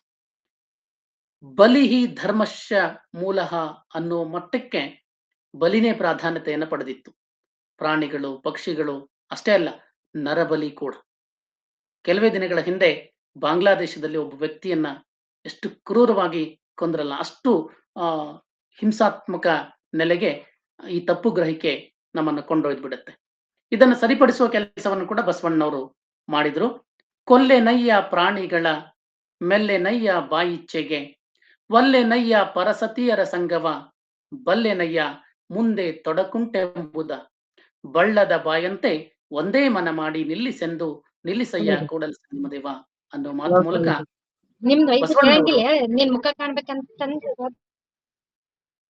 ಈ ಜಗತ್ತು ಮಾನವ ಕೇಂದ್ರಿತ ಅನ್ನೋದು ಆಧುನಿಕರಾದ ನಮ್ಮ ಭಾವನೆ. ಇದು ಕೇವಲ ಮನುಷ್ಯ ಕೇಂದ್ರಿತ ಮಾತ್ರವಲ್ಲ, ಜೀವ ಕೇಂದ್ರಿತ ಅನ್ನೋದು ಬಸವಣ್ಣನವರ ನಿಲುವಾಗಿತ್ತು. ಅದಕ್ಕೇನೆ ಅವರು ತಮ್ಮ ಬಾಯಿ ಚಪಲಕ್ಕೆ ಪ್ರಾಣಿಗಳನ್ನ ಕೊಲ್ಲೋದಕ್ಕೆ ಬಯಸೋದಿಲ್ಲ, ಪರಸತಿಯರ ಸಂಘವನ್ನು ಬಯಸೋದಿಲ್ಲ. ಇವುಗಳಿಂದ ಮುಂದೆ ಅಪಾಯ ಇದೆ ಅನ್ನೋದು ಅವರಿಗೆ ಗೊತ್ತು. ಅವರೇ ಮತ್ತೊಂದು ವಚನದಲ್ಲಿ ಹೇಳ್ತಾರೆ, ಉರಿವ ನಾಲಿಗೆ ಗಂಜೆ, ಹರಿವ ಹಾವಿ ಗಂಜೆ, ಸುರಗಿಯ ಮೊನೆ ಗಂಜೆ, ಒಂದಕ್ಕಂಜುವೆ ಒಂದಕ್ಕಳಕುವೆ, ಪರಧನ ಪರಸತಿ ಎಂಬ ಜೂಜಿಂಗೆ ಅಂಜುವೆ, ಮುನ್ನಂಜದ ರಾವಣನೇ ವಿಧಿಯಾದ ಅಂಜುವೆನಯ್ಯ ಕೂಡಲ ಸಂಗಮ ದೇವ ಅನ್ನೋ ಮಾತುಗಳ ಮೂಲಕ ಮನುಷ್ಯ ಸೇರಿದಂತೆ ಎಲ್ಲ ಪ್ರಾಣಿ, ಪಕ್ಷಿ, ಕ್ರಿಮಿ, ಕೀಟಗಳ ಬಗ್ಗೆ ದಯೆ, ಅನುಕಂಪ, ಕರುಣೆ ಹೊಂದಿರುವುದೇ ನಿಜವಾದ ಧರ್ಮ. ಬಲಿ ಧರ್ಮದ ಮೂಲ ಅಲ್ಲ, ದಯೆ ಧರ್ಮದ ಮೂಲ ಅಂತ ಬಸವಣ್ಣ ಹೇಳ್ತಾರೆ. ದಯವಿಲ್ಲದ ಧರ್ಮ ಅದೇವು ದಯ್ಯ, ದಯವೇ ಬೇಕು ಸಕಲ ಪ್ರಾಣಿಗಳೆಲ್ಲರಲ್ಲಿ, ದಯವೇ ಧರ್ಮದ ಮೂಲವಯ್ಯ, ಕೂಡಲ ಸಂಗಮ ದೇವನು ಅಂತಲ್ಲದೆ ವಲ್ಲನಯ್ಯ ಅನ್ನೋ ಮಾತು ಮೂಲಕ ಪ್ರಾಣಿಗಳ ಬಗ್ಗೆ ಕೂಡ ದಯೆ, ಅನುಕಂಪ ಇರ್ಲಿ ಅನ್ನೋದನ್ನ ಬಸವಣ್ಣ ಹೇಳ್ತಾರೆ. ನಮ್ಗೆ ಈಗ ಮನವರಿಕೆ ಆಗಿದೆ, KSRTC ಎಲ್ಲ ಬಸ್ಗಳ ಮೇಲೆ ಬರಿತಾ ಇದೀವಿ ಪ್ರಾಣಿಗಳ ಬಗ್ಗೆ ದಯೆ ಇರಲಿ ಅಂತ ಹೇಳಿ. ಅದೇ ರೀತಿ ವೃತ್ತಿ ಮೂಲವಾಗಿ ಭಾರತೀಯ ಸಂಸ್ಕೃತಿಯಲ್ಲಿ ಜಾತಿಗಳ ಉಗಮ ಆಯಿತು. ಮುಂದೆ ಅದು ಅಸ್ಪೃಶ್ಯತೆಯ ಹಂತಕ್ಕೆ ಹೋಗಿ ತಾರಕಕ್ಕೆ ಏರಿದಾಗ ಬಸವಣ್ಣನವರು ಸಮಷ್ಟಿ ಪ್ರಜ್ಞೆಯನ್ನ ಪ್ರತಿಪಾದನೆ ಮಾಡ್ತಾರೆ. ಇವನಾರವ ಇವನಾರವ ಇವನಾರವನೆಂದೆನಿಸದಿರಯ್ಯ, ಇವ ನಮ್ಮವ ಇವ ನಮ್ಮವ ಇವ ನಮ್ಮವನೆಂದೆನಿಸಯ್ಯ, ಕೂಡಲ ಸಂಗಮ ದೇವ ನಿಮ್ಮ ಮನೆಯ ಮಗನೆಂದೆನಿಸಯ್ಯ ಅನ್ನೋ ಮಾತುಗಳ ಮೂಲಕ ಎಲ್ಲರನ್ನೂ ಒಳಗೊಳ್ಳುವ ಸಮಷ್ಟಿ ಪ್ರಜ್ಞೆಯನ್ನ ಬಸವಣ್ಣನವರು ಪ್ರತಿಪಾದನೆ ಮಾಡ್ತಾರೆ. ಬಸವಣ್ಣನವರು ಪ್ರತಿಪಾದನೆ ಮಾಡಿದ ಬಹಳ ಮುಖ್ಯ ಅಂಶಗಳಲ್ಲಿ ಕಾಯಕ, ಪ್ರಸಾದ ಮತ್ತು ದಾಸೋಹಗಳು ವಿಶಿಷ್ಟ ಪರಿಕಲ್ಪನೆಗಳು. ಭಾರತೀಯ ಸಾಂಸ್ಕೃತಿಕ ಪರಂಪರೆಯಲ್ಲಿ ದುಡಿಮೆಗೆ ಆದ್ಯತೆ ಯಾವಾಗ್ಲೂ ಇತ್ತು, ಮುಂದೆ ಕೂಡ ಇರುತ್ತೆ. ಆದ್ರೆ ಆ ದುಡಿಮೆಗೆ ದೈವಿಕತೆಯನ್ನ ತಂದವರು ಬಸವಣ್ಣನವರು. ಸತ್ಯ ಶುದ್ಧ ಕಾಯಕ ಅನ್ನುವ ಹೆಸರಿನ ಮೂಲಕ ನಮ್ಮ ದುಡಿಮೆ, ನಮ್ಮ ಉತ್ಪಾದನೆ ಸತ್ಯ ನಿಷ್ಠೆಯಿಂದ ಕೂಡಿರಬೇಕು, ಸದುತ್ಪಾದನೆ ಆಗ್ಬೇಕು ಅನ್ನೋದು ಬಸವಣ್ಣನವರ ಚಿಂತನೆಯಾಗಿತ್ತು. ಕಾಯಕದಿಂದ ಸ್ವಾವಲಂಬನೆ, ಸ್ವಾವಲಂಬನೆಯಿಂದ ಸ್ವಾಭಿಮಾನ, ಸ್ವಾಭಿಮಾನದಿಂದ ಸಮೃದ್ಧಿ, ಸಮೃದ್ಧಿಯಿಂದ ನೆಮ್ಮದಿ, ಸಂತೃಪ್ತಿ, ಅಂತಿಮವಾಗಿ ದೇಶದ ಏಳಿಗೆಗೂ ಕೂಡ ಅದು ಪೂರಕ ಅನ್ನೋದು ಬಸವಾದಿ ಶರಣರ ಚಿಂತನೆಯಾಗಿತ್ತು. ಭಕ್ತಿ ವಿಶೇಷವ ಮಾಡುವಡೆ 10 ಬೆರಳುಗಳುಂಟು, ಹಾಸಿ ದುಡಿದರೆ ತನಗುಂಟು, ತನ್ನ ಪ್ರಮಥರಿಗುಂಟು ಅನ್ನುವ ಕಾಯಕ ನಿಷ್ಠೆ ಬಸವಣ್ಣನವರದಾಗಿತ್ತು. ಬಸವಣ್ಣನವರಿಂದ ಪ್ರೇರಿತರಾದ ಎಲ್ಲ ಶರಣರದು ಕೂಡ ಆಗಿತ್ತು. ಇಂತಹ ಕಾಯಕ ನಿಷ್ಠೆಯ ಕಾರಣದಿಂದ ಕಲ್ಯಾಣದಲ್ಲಿ ನೀಡುವವರುಂಟು, ಬೇಡುವವರಿಲ್ಲ ಅನ್ನುವ ಸುಭಿಕ್ಷೆಯ ಕಾಲ ನಿರ್ಮಾಣ ಆಗಿತ್ತು. ಯಾಕೆಂದ್ರೆ ಈ ಕಾಯಕ ಬರೀ ದುಡಿಮೆ ಆಗಿರ್ಲಿಲ್ಲ, ಅವರಿಗೆ ಕಾಯಕ ಕಡ್ಡಾಯವಾಗಿತ್ತು. ಎಲ್ಲರೂ ಯಾವುದಾದ್ರೂ ಒಂದು ಕಾಯಕವನ್ನ ಮಾಡಲೇಬೇಕಾಗಿತ್ತು. ಆ ಕಾಯಕ ಬರೀ ದುಡಿಮೆ, ಕೂಲಿ, ಚಾಕರಿ, ನೌಕರಿ ಆಗಿರ್ಲಿಲ್ಲ, ಅದು ದೈವಿಕವಾಗಿತ್ತು. ಮತ್ತೆ ಆ ಕಾಯಕದಲ್ಲಿ ಯಾವುದೇ ತಾರತಮ್ಯ ಇರಲಿಲ್ಲ. ಮತ್ತು ಈ ಕಾಯಕ ಐಚ್ಛಿಕವಾಗಿತ್ತು. ಎಲ್ಲರೂ ಒಂದೇ ಕಾಯಕ ಮಾಡಬೇಕು ಅಂತ ಏನಿರ್ಲಿಲ್ಲ. ಈಗ ಹೆಂಗೆ ಎಲ್ಲರೂ ಡಾಕ್ಟರೇ ಆಗ್ಬೇಕು, ಇಂಜಿನಿಯರ್ ಆಗ್ಬೇಕು ಅಂತ ಮೊದಲ ಆದ್ಯತೆ ಬಯಸ್ತೀವಲ್ಲ, ಹಂಗಿಲ್ಲ. ತಮ್ಮ ಇಷ್ಟದ ಕಾಯಕ ಮಾಡೋದು. ಆದ್ರೆ ಆ ಕಾಯಕದಿಂದ ಅಧಿಕ ಫಲವನ್ನ ನಿರೀಕ್ಷೆ ಮಾಡೋಂಗಿಲ್ಲ. ಕೊನೆದು ಬಹಳ ಮುಖ್ಯವಾಗಿರೋದು, ಕಾಯಕ ದಾಸೋಹ ಸಹಿತವಾಗಿರ್ಬೇಕಾಗಿತ್ತು. ಮತ್ತು ಈ ಕಾಯಕದ ಪ್ರತಿಫಲವನ್ನ ಪ್ರಸಾದ ಅಂತ ಭಾವಿಸಿ ಸ್ವೀಕರಿಸಬೇಕಾಗಿತ್ತು. ಪ್ರಸಾದ ಅಂದ್ರೆ ಸದ್ಬಳಕೆ, ಮಿತ ಬಳಕೆ ಅಂತ. ನಾವು ಮನೇಲಿ ಊಟ ಮಾಡುವಾಗ ಬೇಕಿಲ್ಲ ಅಂದ್ರೂ ಕೂಡ ಹೆಚ್ಚಿಗೆ ಹಾಕಿಸ್ಕೊಂಡು ಕೊನೆಗೆ ಅದನ್ನ ಚೆಲ್ಬಿಡ್ತೇವೆ. ಆದ್ರೆ ಪ್ರಸಾದ ಅಂತ ದೇವಸ್ಥಾನದಲ್ಲೋ ಮಠದಲ್ಲಿ ಹೋಗಿ ಸ್ವೀಕಾರ ಮಾಡುವಾಗ ಅದನ್ನ ಒಂದಗಡು ಕೂಡ ಚೆಲ್ಲೋದಿಲ್ಲ ನಾವು. ಅದು ಮಿತ ಬಳಕೆಯನ್ನ ಸೂಚಿಸುತ್ತೆ. ಹಿತಮಿತ ಬಳಕೆಯಲ್ಲಿ ತುಷ್ಟಿಗುಣ ಹೆಚ್ಚಾಗಿರುತ್ತೆ. ಅರ್ಥಶಾಸ್ತ್ರ ಓದ್ದವ್ರಿಗೆ ಈ ಮಾತು ಚೆನ್ನಾಗಿ ಅರ್ಥ ಆಗುತ್ತೆ. ಇದನ್ನ ಬಸವಣ್ಣವರು ಬಹಳ ಚೆನ್ನಾಗಿ ಹೇಳ್ತಾರೆ. ಕಾಗೆ ಒಂದಗುಳ ಕಂಡಡೆ ಕರೆಯದೆ ತನ್ನ ಬಳಗವನು, ಕೋಳಿ ಒಂದ ಕುಟುಕ ಕಂಡಡೆ ಕೂಗಿ ಕರೆಯದೆ ತನ್ನ ಕುಲವೆಲ್ಲವ, ಶಿವಭಕ್ತನಾಗಿ ಭಕ್ತಿ ಪಕ್ಷವಿಲ್ಲದಿದ್ದಡೆ ಕಾಗೆ ಕೋಳಿಯಿಂದ ಕರಕಷ್ಟ ಕೂಡಲ ಸಂಗಮ ದೇವ ಅನ್ನೋ ಮಾತಿನಲ್ಲಿ ಹಂಚಿ ತಿನ್ನೋದು ಪ್ರಕೃತಿ ಸಹಜ ಗುಣ. ಪ್ರಕೃತಿಯಲ್ಲಿರುವ ಪ್ರಾಣಿ ಪಕ್ಷಿಗಳು ತಾವು ಒಂಟಿಯಾಗಿ ತಿನ್ನಲ್ಲ, ಜಂಟಿಯಾಗಿ ಅನುಭವಿಸ್ತವೆ. ಪ್ರಕೃತಿಯ ಕೂಸಾಗಿರೋ ಮನುಷ್ಯ ಕೂಡ ಅದನ್ನೇ ಮಾಡಬೇಕು ಅನ್ನೋ ಆಶೆ ಬಸವಣ್ಣನವರದು. ಹಂಚಿದಷ್ಟು ರುಚಿ ಹೆಚ್ಚು, ಆರೋಗ್ಯ ಕೂಡ ಹೆಚ್ಚು. ಆ ಕಾರಣಕ್ಕಾಗಿ ಹಂಚಿ ತಿನ್ಬೇಕು ಅನ್ನೋದು ಪ್ರಸಾದ ಕಲ್ಪನೆ. ಆದ್ರೆ ದಾಸೋಹ ಸದ್ವಿನಿಯೋಗವನ್ನ ಸೂಚಿಸುತ್ತೆ. ಹಂಚೋದು ಅಂದ್ರೆ ದಾನ ಮಾಡೋದಲ್ಲ, ದಾಸೋಹಕ್ಕೆ ಅರ್ಪಿಸೋದು. ದಾನ ಅಂದಾಗ ನಮಗೆ ಅಹಂಭಾವ ಬಂದ್ಬಿಡುತ್ತೆ, ನಾನ್ ಕೊಟ್ಟೆ, ನಾನು ಮಾಡಿದೆ ಅಂತ. ದಾಸೋಹ ಅಂದಾಗ ನನ್ನ ದೈವಕ್ಕೆ ಅರ್ಪಿಸಿದೆ ಅಂತ.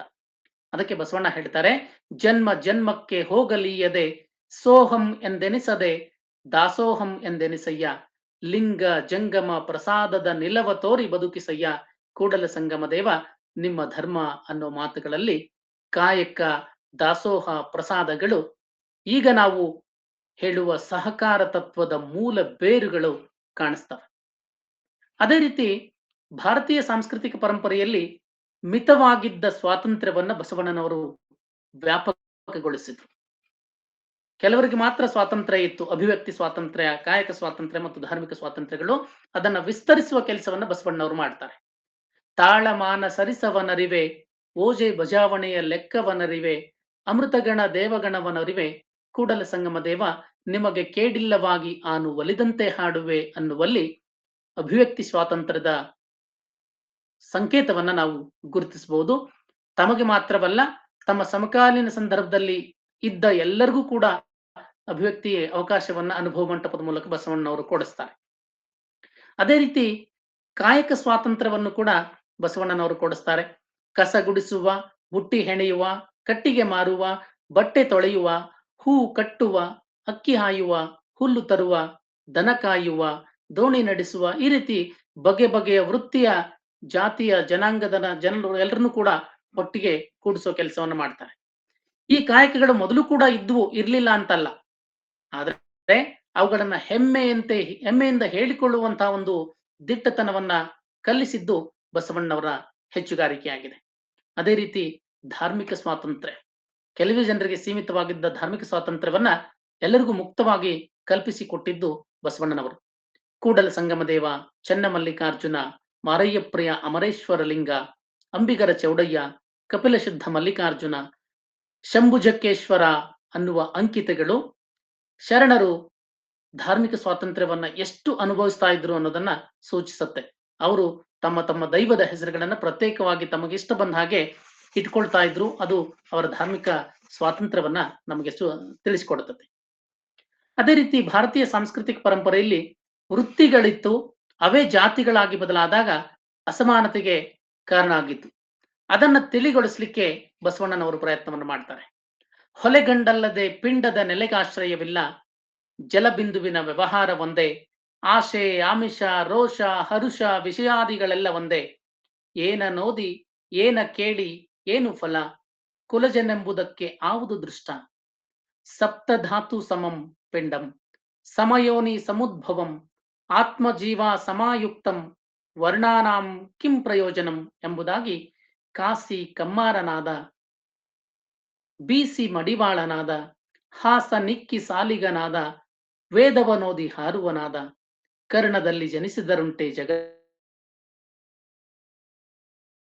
ಇದು ಕಾರಣ ಕೂಡ ಲಿಂಗ ಸ್ಥಳವನರಿದವನೇ ಕುಲಜನು ಅನ್ನೋ ಮಾತಿನ ಮೂಲಕ ವೃತ್ತಿಯಿಂದ ಬಂದಿರುವ ಈ ಜಾತಿಯನ್ನ ವ್ಯಕ್ತಿಗೆ ಆಜನ್ಮ ಪರ್ಯಂತರ ತಳುಕು ಹಾಕೋದು ಬಸವಣ್ಣನವರು ಮಾಡ್ತಾರೆ. ಅದೇ ರೀತಿ ಭಾರತೀಯ ಸಂಸ್ಕೃತಿಯಲ್ಲಿ ಮಹಿಳೆಗೆ ಬಹಳ ಪ್ರಾಚೀನ ಕಾಲದಿಂದನೂ ಕೂಡ ಪೂಜ್ಯನೀಯ ಸ್ಥಾನ ಇತ್ತು. ಯತ್ರ ನಾರಿಸ್ತು ಪೂಜ್ಯಂತೆ ರಮಂತೆ ತತ್ರ ದೇವತಾ ಅನ್ನೋ ಮಾತಿನ ಮೂಲಕ ಸ್ತ್ರೀಯರಿಗೆ ಪುರುಷನ ಸಮನಾದ ಅಲ್ಲ, ಪುರುಷನಿಗಿಂತಲೂ ಮಿಗಿಲಾದ ಪೂಜ್ಯನೀಯ ಸ್ಥಾನವನ್ನ ಕಲ್ಪಿಸಲಾಗಿತ್ತು. ಅದರ ಜೊತೆಗೇನೆ ನ ಸ್ತ್ರೀ ಸ್ವಾತಂತ್ರ್ಯವನರ್ಹತಿ ಅನ್ನುವ ಮಾತಿನ ಮೂಲಕ ಅವಳನ್ನ ಮನೆಯಲ್ಲೇ ಕೂಡಿ ಹಾಕೋ ಕೆಲಸನೂ ಕೂಡ ಏಕಕಾಲಕ್ಕೆ ನಡೀತಾ ಇತ್ತು. ಮಹಿಳೆಯ ಈ ಗೌರವದ ಸ್ಥಾನಮಾನವನ್ನ ವಾಸ್ತವಿಕ ನೆಲೆಯಲ್ಲಿ ಉತ್ತುಂಗಕ್ಕೆ ಕೊಂಡೊಯ್ದದ್ದು ಬಸವಣ್ಣನವರು. ಮಹಿಳೆಯು ದೈವ ಸಾಮೀಪ್ಯಕ್ಕೆ ಪೂರಕವೇ ಹೊರತು ಮಾರಕ ಅಲ್ಲ ಅನ್ನೋದನ್ನ ಬಸವಣ್ಣ ಪ್ರತಿಪಾದನೆ ಮಾಡ್ತಾರೆ. ಸತಿ ಪುರುಷರಿಬ್ಬರೂ ಪ್ರತಿದೃಷ್ಟಿಯಾಗಿ ಮಾಡಬಲ್ಲಡೆ ಅದೇ ಮಾಟ, ಕೂಡಲ ಸಂಗಮ ದೇವರ ಕೂಡುವ ಕೂಟ ಅನ್ನೋ ಮಾತುಗಳ ಮೂಲಕ ದೈವಿಕ ಆಚರಣೆಯಾಗಿದ್ರು ಕೂಡ ಸತಿಪತಿಗಳಿಬ್ರು ಕೂಡ ಒಟ್ಟಾಗಿ ಮಾಡಿದ್ರೆ ಅದು ದೈವದ ಒಲುಮೆಗೆ, ದೈವದ ಕೃಪೆಗೆ ಪಾತ್ರವಾಗತ್ತೆ ಅನ್ನೋದನ್ನ ಬಸವಣ್ಣನವರು ಪ್ರತಿಪಾದನೆ ಮಾಡ್ತಾರೆ. ಆ ಮೂಲಕ ಆಧ್ಯಾತ್ಮಿಕ ಸಾಧನೆಗೆ ದಾಂಪತ್ಯ ಜೀವನ ಅನ್ನೋದು ಬಾಧಕವಲ್ಲ, ಸಾಧಕ ಮತ್ತು ಪೂರಕ ಅಂತ ಹೇಳಿ ಬಸವಣ್ಣನವರು ಸಾಬೀತುಪಡಿಸ್ತಾರೆ. ಹುಳಿವಿಡಿದು ಗುರುತವ ಕಾಣುವಂತೆ, ಅಕ್ಷರ ಬಿಡಿದು ವಿದ್ಯೆಯನರಿವಂತೆ, ಅನ್ನವ ಭೋಗಿಸಿ ಚೈತನ್ಯವ ಕೊಂಬಂತೆ, ಕೂಡಲ ಸಂಗನ ಶರಣರು ಸತಿವಿಡಿದು ನಿರ್ವಾಣ ಸತಿಯ ಕಾಣುವರು ಕೇಳ ಪ್ರಭುವೆ ಅನ್ನೋ ಮಾತಿನಲ್ಲಿ ಸತಿಯನ್ನ ತ್ಯಜಿಸಿ ಸನ್ಯಾಸಕ್ಕೋಗಿ ಮೋಕ್ಷ ಗಳಿಸೋದಲ್ಲ, ಹೆಣ್ಣಿನ ಸಹಿತವಾಗಿ ದಂಪತಿ ಸಹಿತವಾಗೇನೆ ನಾವು ಮೋಕ್ಷವನ್ನ ಇಹದಲ್ಲೇ ಕಾಣಬಹುದು ಅನ್ನುವ ಮಾತುಗಳ ಮೂಲಕ ಲಿಂಗ ಸಮಾನತೆಯನ್ನು ಕೂಡ ಬಸವಣ್ಣನವರು ತರುವ ಪ್ರಯತ್ನವನ್ನು ಮಾಡ್ತಾರೆ. ಅದೇ ರೀತಿ ದೇವ ಸಹಿತ ಭಕ್ತ ಮನೆಗೆ ಬಂದಡೆ, ಕಾಯಕವಾವುದೆಂದು ಬೆಸಗೊಂಡೆನಾದಡೆ, ನಿಮ್ಮಾಣೆ ನಿಮ್ಮ ಪುರಾತನ ರಾಣೆ, ತಲೆದಂಡ ತಲೆದಂಡ ಕೂಡಲ ಸಂಗಮ ದೇವ, ಭಕ್ತರಲ್ಲಿ ಕುಲವ ನರಸಿದಡೆ ನಿಮ್ಮ ರಾಣಿ ವಾಸದಾಣೆ ಅನ್ನೋ ಮಾತಿನ ಮೂಲಕ ಮನೆಗೆ ಬಂದಿರೋ ಭಕ್ತರಲ್ಲಿ ಅವರ ಕಾಯಕ ಯಾವುದು ಅನ್ನೋ ವೃತ್ತಿಯ ತಾರತಮ್ಯವನ್ನ ನಾನು ಭಾವಿಸಿದ್ದೆ, ಆದ್ರೆ ನನ್ನ ತಲೆದಂಡ ಆದ್ರೂ ತೊಂದರೆ ಇಲ್ಲ ಅನ್ನೋ ಮಾತುಗಳ ಮೂಲಕ ಎಲ್ಲ ವೃತ್ತಿಯನ್ನು ಕೂಡ ಸಮಾನವಾಗಿ ಪರಿಗಣಿಸುವಂತ ಒಂದು ಸಮಾನ ಮನಸ್ಥಿತಿಯನ್ನು ಬೆಳೆಸುವ ಪ್ರಯತ್ನವನ್ನು ಬಸವಣ್ಣ ಮಾಡ್ತಾರೆ.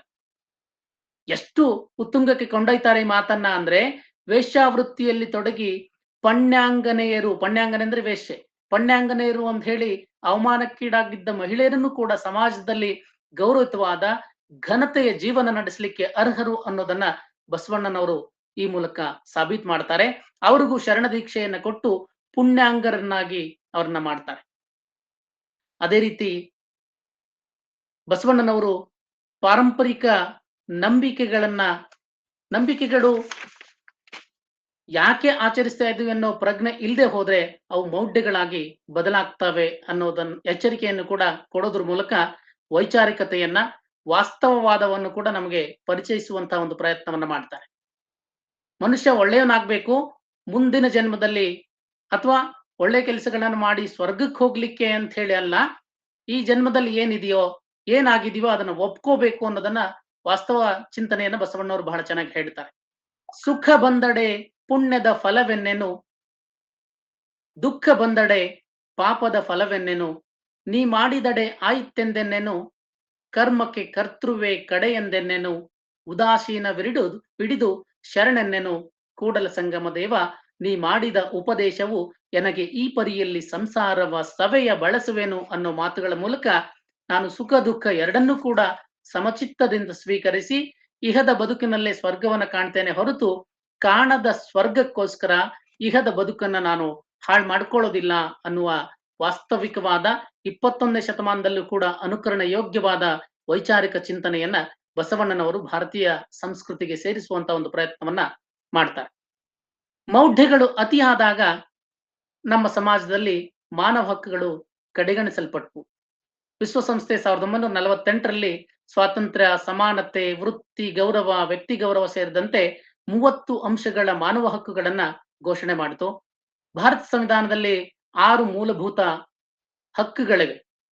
ಅವೆಲ್ಲವೂ ಸೇರಿದಂತೆ ವಿಶ್ವಸಂಸ್ಥೆ ಘೋಷಣೆ ಮಾಡಿದ ಮಾನವ ಹಕ್ಕುಗಳು, ಭಾರತೀಯ ಸಂವಿಧಾನ ಹೇಳುವ ಮೂಲಭೂತ ಹಕ್ಕುಗಳು ಕೂಡ ಬಸವಣ್ಣನವರು ಹೇಳುವ ಚಿಂತನೆಗಳಲ್ಲಿ ಅಡಕವಾಗಿದೆ. ಅವುಗಳಲ್ಲಿ ಒಂದೆರಡನ್ನ ತಮಗೆ ನೆನೆಸೋದಾದ್ರೆ, ವ್ಯಕ್ತಿ ಗೌರವ. ಚಾತುರ್ವರ್ಣ ಪದ್ಧತಿಯಲ್ಲಿ ವ್ಯಕ್ತಿ ಗೌರವಕ್ಕೆ ಧಕ್ಕೆ ಉಂಟಾಗಿತ್ತು. ಅದನ್ನ ತಿಳಿಗೊಳಿಸುವ, ಸರಿದಾರಿಗೆ ತರುವ ಪ್ರಯತ್ನವನ್ನು ಬಸವಣ್ಣ ಬಹಳ ಚೆನ್ನಾಗಿ ಮಾಡ್ತಾರೆ. ದಾಸಿ ಪುತ್ರನಾಗಲಿ ವೇಷ ಪುತ್ರನಾಗಲಿ ಶಿವದೀಕ್ಷೆಯಾಗದ ಬಳಿಕ ಸಾಕ್ಷಾತ್ತು ಶಿವನೆಂದು ವಂದಿಸಿ ಪೂಜಿಸಿ ಪಾದೋದಕ ಪ್ರಸಾದವ ಕೊಂಬುದೇ ಯೋಗ್ಯ. ಹೀಗಲ್ಲದೆ ಉದಾಸೀನವ ಮಾಡಿ ಬಿಡುವವರಿಗೆ ಪಂಚ ಮಹಾಪಾತಕ ನರಕ ಕಾಣ ಕೂಡಲ ಸಂಗಮ ದೇವ ಅನ್ನೋ ಮಾತುಗಳ ಮೂಲಕ ಅನೈತಿಕ ಸಂಬಂಧದಿಂದ ಹುಟ್ಟಿದ ದಾಸಿ ಪುತ್ರರು ಮತ್ತು ವೇಷಾಪುತ್ರರು, ಅಸ್ಪೃಶ್ಯರ ಮಕ್ಕಳು, ವಿವಿಧ ಜಾತಿ ವರ್ಣಗಳ ಮಕ್ಕಳು, ಬಡವ ಶ್ರೀಮಂತರ ಮಕ್ಕಳು ಇಷ್ಟಲಿಂಗ ಧರಿಸಿದ ನಂತರ ಅವರೆಲ್ಲರೂ ಕೂಡ ಒಂದೇ ಆಗ್ತಾರೆ ಅನ್ನುವ ವ್ಯಕ್ತಿ ಗೌರವ, ಎಲ್ರಿಗೂ ಒಂದೇ ಇರುತ್ತೆ ಅನ್ನುವ ವಾಸ್ತವಿಕ ಚಿಂತನೆಯನ್ನು ಕೂಡ ಬಸವಣ್ಣನವರು ನಮ್ಮ ಸಂಸ್ಕೃತಿಗೆ ಸೇರಿಸುವ ಮೂಲಕ ಭಾರತೀಯ ಸಂಸ್ಕೃತಿಯನ್ನ ಮತ್ತಷ್ಟು ಉದಾತ್ತ ನೆಲೆಗೆ ಕೊಂಡೊಯ್ಯುವ ಪ್ರಯತ್ನವನ್ನ ಈ ಮೂಲಕ ಮಾಡ್ತಾರೆ. ಇಂತಹ ಬಸವಣ್ಣನವರು ಪ್ರಾಚೀನ ಪರಂಪರೆಯಲ್ಲಿ ಪಾಂಡಿತ್ಯ ಅಂದ್ರೆ ಸಂಸ್ಕೃತನ ಅಂತ ಭಾವಿಸಿದ್ವಿ ನಾವು. ಆದ್ರೆ ಬಸವಣ್ಣನ ನೇತೃತ್ವದಲ್ಲಿ ನಡೆದ ಚಳುವಳಿಯಲ್ಲಿ ಕನ್ನಡದಲ್ಲಿ ವಚನ ರಚನೆಯನ್ನು ಮಾಡುವ ಮೂಲಕ ಕನ್ನಡಕ್ಕೊಂದು ಹೊಸ ಶಕ್ತಿಯನ್ನ ಬಸವಣ್ಣ ತಂದುಕೊಡ್ತಾರೆ. ಬಸವಣ್ಣ ಮಾತ್ರ ಅಲ್ಲ, ಜಗತ್ತಿನ ಎಲ್ಲ ದಾರ್ಶನಿಕರನ್ನ, ತತ್ವಜ್ಞಾನಿಗಳನ್ನ ಸೂಕ್ಷ್ಮವಾಗಿ ಅವಲೋಕನ ಮಾಡಿದ್ರೆ ನಮ್ಗೆ ಗೊತ್ತಾಗುತ್ತೆ, ಅವರೆಲ್ಲರ ಸಂದೇಶಗಳು ಸ್ಥಳೀಯ ಜನರು ಆಡುವ ಭಾಷೆಗಳಲ್ಲೇ ಇದ್ದದ್ದು ವಿಶೇಷ ಆಗಿತ್ತು. ಯೇಸು ಇಬ್ರು ಭಾಷೆಯಲ್ಲಿ, ಪೈಗಂಬರರು ಅರೇಬಿಕ್ ಭಾಷೆಯಲ್ಲಿ, ಬುದ್ಧರು ಪಾಲಿ ಭಾಷೆಯಲ್ಲಿ, ಮಹಾವೀರರು ಅರ್ಧಮಾಗಧಿ ಭಾಷೆಯಲ್ಲಿ ತಮ್ಮ ತತ್ವೋಪದೇಶಗಳನ್ನ ಮಾಡಿದಂತೆ ಬಸವಣ್ಣನವರು ಕನ್ನಡದಲ್ಲಿ ತತ್ವೋಪದೇಶವನ್ನ ಮಾಡ್ತಾರೆ. ಪಂಡಿತ ಭಾಷೆ ಎನಿಸಿದ್ದ ಸಂಸ್ಕೃತ ಜನವಾಣಿ ಆಗದೇ ಇದ್ದಾಗ ಕನ್ನಡದಲ್ಲಿ ವಚನ ರಚನೆ ಮಾಡುವ ಮೂಲಕ ಕನ್ನಡದ ಜನವಾಣಿಯನ್ನೇ ದೇವವಾಣಿಯನ್ನಾಗಿ ಮಾಡಿದ ಶ್ರೇಯಸ್ಸು ಬಸವಣ್ಣವರದಾಗಿದೆ. ಮುತ್ತಿನ ಹಾರದಂತ ಕ್ರಮಬದ್ಧತೆ, ಮಾಣಿಕ್ಯದ ದೀಪ್ತಿಯಂತೆ ಕಾಂತಿಯುತ ಹಾಗೂ ಸ್ಫಟಿಕದ ಶಲಾಕೆಯಂತೆ ಪಾರದರ್ಶಕವಾದ ಕನ್ನಡವನ್ನ ಬಳಸಿದ್ರು ಮತ್ತು ಆ ಮೂಲಕ ಬೆಳೆಸಿದ್ರು. ಈಗಲೂ ಕೂಡ ಕನ್ನಡದ ಬಗ್ಗೆ ಮಾತನಾಡುವಾಗ ಅದನ್ನು ಬೆಳೆಸಬೇಕು ಅಂದ್ರೆ ಏನೇನೋ ದೊಡ್ಡದಾಗಿ ಮಾತಾಡ್ತೀವಿ, ಅದೇನೂ ಮಾಡ್ಬೇಕಾಗಿಲ್ಲ. ಬಸವಣ್ಣ ಮಾಡಿದ ತರ ನಾವೆಲ್ಲಿದ್ದೀವಿ ನಮ್ಮ ಭಾಷೆಯನ್ನ ಬಳಸಲಿಕ್ಕೆ ತೊಡಗಿದ್ರೆ ಸಾಕು. ಈ ದಿಸೆಯಲ್ಲಿ ಇದು ಮುಖಸ್ತುತಿಯಲ್ಲ, ಬಸವರಾಜ್ ಡೋಣೂರ್ ಸರ್ ಅವರು ಅದನ್ನ ಮಾಡ್ತಿದ್ದಾರೆ. ಅವರೊಬ್ಬ ಇಂಗ್ಲಿಷ್ ಪ್ರಾಧ್ಯಾಪಕರಾದ್ರೂ ಕೂಡ ಅದರೊಂದಿಗೆನೆ ಕನ್ನಡವನ್ನ ಬೆಳೆಸೋ ಕೆಲಸ ಕೂಡ ಅವ್ರು ಮಾಡ್ತಾ ಇದ್ದಾರೆ. ಭಾರತೀಯ ಸಂಸ್ಕೃತಿಯ ವೈಶಿಷ್ಟ್ಯ ಅಂದ್ರೇನೆ ನಾನು ಹೇಳಿದಂತೆ ಮಾಡು ಅಂತ ಹೇಳೋದೇ ಹೊರತು ನಾನು ಹೇಳಿದಂತೆ ಮಾಡು ಅಂತ ಹೇಳೋದಲ್ಲ, ಬದಲಿಗೆ ನಾನು ಮಾಡದಂತೆ ಮಾಡು ಅಂತ ಹೇಳೋದಾಗಿತ್ತು. ರಾಮಕೃಷ್ಣ ಪರಮಹಂಸರ ಬೆಲ್ಲದ ಸಂದೇಶ ತಮಗೆ ಗೊತ್ತೇ ಇರುತ್ತೆ. ಆ ರೀತಿಯ ಎಲ್ಲ ಅಂಶಗಳನ್ನ ಅಳವಡಿಸಿಕೊಂಡಿದ್ದ ಭಾರತೀಯ ಸಂಸ್ಕೃತಿಯನ್ನ ಮತ್ತಷ್ಟು ಪ್ರಖರಾವಸ್ಥೆಗೆ ತಂದಿದ್ದು ಬಸವಣ್ಣವರು. ಸಂಸ್ಕೃತದಲ್ಲಿ ಒಂದು ಶ್ಲೋಕ ಇದೆ, ಋಗ್ವೇದದ ಶ್ಲೋಕ, ಅದು ಆನೋ ಭದ್ರಾಹ ಕೃತವೋ ಎಂತು ವಿಶ್ವತಃ ಅಂತ. ಒಳ್ಳೆಯ ವಿಚಾರಗಳು ಎಲ್ಲ ಕಡೆಯಿಂದಲೂ ಹರಿದು ಬರಲಿ ಅನ್ನೋ ಸದಾಶಯದೊಂದಿಗೆ ನಮ್ಮ ಪ್ರಾಚೀನ ಪರಂಪರೆಯೊಂದಿಗೆ ಎಲ್ಲ ಅಂಶಗಳನ್ನ ಪರಾಮರ್ಶನಕ್ಕೆ ಒಳಪಡಿಸಿ ಅಲ್ಲಿರುವ ಉತ್ತಮ ಅಂಶಗಳನ್ನ ಹೆಕ್ಕಿ ತೆಗೆದು ತಪ್ಪುಗಳನ್ನ ಸರಿಪಡಿಸಿ ಸಾರ್ವಕಾಲಿಕ ಮತ್ತು ಸಾರ್ವತ್ರಿಕಗೊಳಿಸಿದ ಬಸವಣ್ಣನವರು ಭಾರತದ ಮೊದಲ ಸ್ವತಂತ್ರ ವಿಚಾರವಾದಿಯಾಗಿದ್ದಾರೆ. ಅದಕ್ಕೇನೆ ಆರ್ಥರ್ ಮೈಲ್ಸ್ ಎಂಬ ವಿದ್ವಾಂಸರು ಹೀಗೆ ಹೇಳ್ತಾರೆ, what ever legend May say of Basava, the fact is pretty clear that he was the first Indian free thinker. He might be called the Luther of India ಅಂತ. ಆದ್ರೆ ಆ ಮಾತನ್ನ ಸ್ವಲ್ಪ ಪರಿಷ್ಕರಿಸಬೇಕು ಅಂತ ನನ್ಗನ್ಸತ್ತೆ. ಬಸವಣ್ಣನವರು ಭಾರತದ ಲೂಥರ್ ಅಲ್ಲ, ಲೂಥರ್ ಕಿಂಗ್ ಅವರು ಅಮೆರಿಕದ ಬಸವಣ್ಣ ಅಂತ ಹೇಳಿ. ಅದೇ ರೀತಿ ಬಸವಣ್ಣನವರ ಚಿಂತನೆಗಳು ಜಾತಿ, ಮತ, ಪಂಥಗಳ ಭೇದವಿಲ್ಲದೇನೆ ಎಲ್ಲರೂ ಎಲ್ಲ ಕಾಲಕ್ಕೂ ಅನುಸರಣೆ ಯೋಗ್ಯ ಅನ್ನೋದನ್ನು ಮನಗಂಡು ಕರ್ನಾಟಕ ಸರ್ಕಾರ ಅವರನ್ನ ಕರ್ನಾಟಕದ ಸಾಂಸ್ಕೃತಿಕ ನಾಯಕ ಅಂತ ಘೋಷಣೆ ಮಾಡಿದೆ. ಇದೇ ಸಂದರ್ಭದಲ್ಲಿ ಮಹಾತ್ಮ ಗಾಂಧಿಯವರ ಒಂದು ಮಾತನ್ನು ಕೂಡ ನಾವೆಲ್ಲ ಸ್ಮರಿಸಲೇಬೇಕು. ಬಸವಣ್ಣವರ ಕುರಿತು ಹೇಳಿದ ಮಾತದು, it has not been possible for me to practise all percepts of Basaveshwara which he taught 800 years ago. Also, which he practiced. I have adopted few of them. I am yet a seeker in this aspect and not an accomplished one. ಕೊನೆ ಮಾತು ಬಹಳ ಮುಖ್ಯ.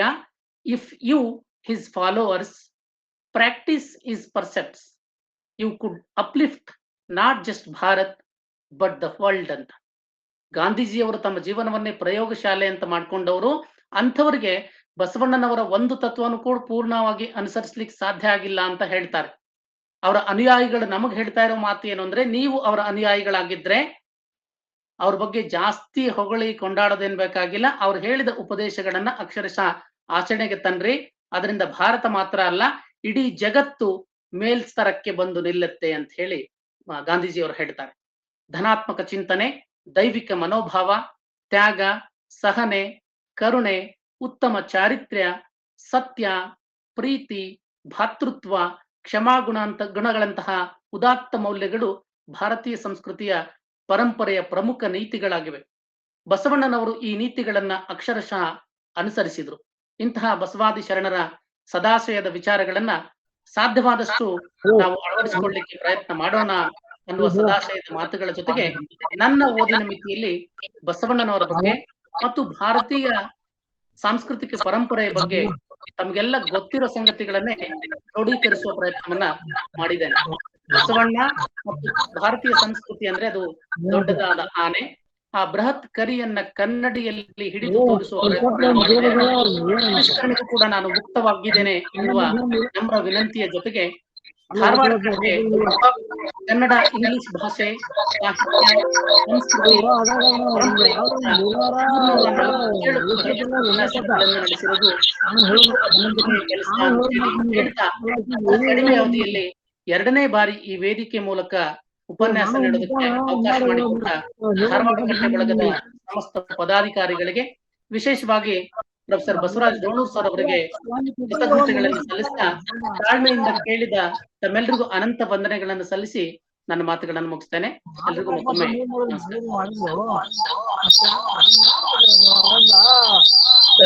ಧನ್ಯವಾದಗಳು sir. Sir Adiyappa ಅವರೇ, ಅಡಿಯಪ್ಪ ಕೊಡ್ಕೊಳ್ ಮಾಡ್ಕೊಳ್ರಿ.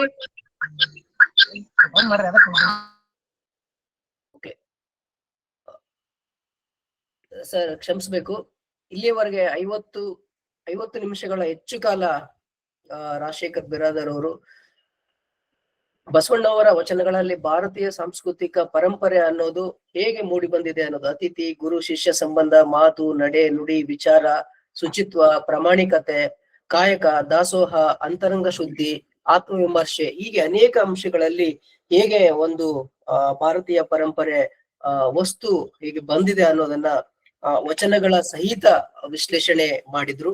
ಅವರಿಗೆ ನಾನು ನಮ್ಮ ಧಾರವಾಡ ಕಟ್ಟೆ ಪರವಾಗಿ ಮತ್ತೊಮ್ಮೆ ಧನ್ಯವಾದಗಳನ್ನ ಸಲ್ಲಿಸ್ತೇನೆ. ಈಗ ಅಧ್ಯಕ್ಷೀಯ ಮಾತುಗಳು ಧಾರವಾಡ ಕಟ್ಟೆಯ ಗೌರವಾಧ್ಯಕ್ಷರಾಗಿರುವಂತಹ ಡಾಕ್ಟರ್ ಬಸವರಾಜ್ ಡೋಣೂರ್ ಸರ್ ಅವರಲ್ಲಿ ನಾನು ವಿನಂತಿಸ್ಕೊಳ್ತೇನೆ. ದಯವಿಟ್ಟು ಎಲ್ರು ಮತ್ತೆ ನಾ ಹೇಳಕ್ ಆಗೋದಿಲ್ಲ, ಮ್ಯೂಟ್ ಮಾಡ್ಕೊಂಡು ಆಲಿಸ್ಬೇಕಂತೇಳಿ ವಿನಂತಿಸ್ಕೊಳ್ತೇನೆ. ಧಾರವಾಡ ಕಟ್ಟೆಯ ಸಂಗಾತಿಗಳಿಗೆ ನಮಸ್ಕಾರ. ಬಸವೇಸ್ವಾಮಿ, ನನ್ನ ಧ್ವನಿ ಕೇಳಿಸ್ತದಲ್ಲ?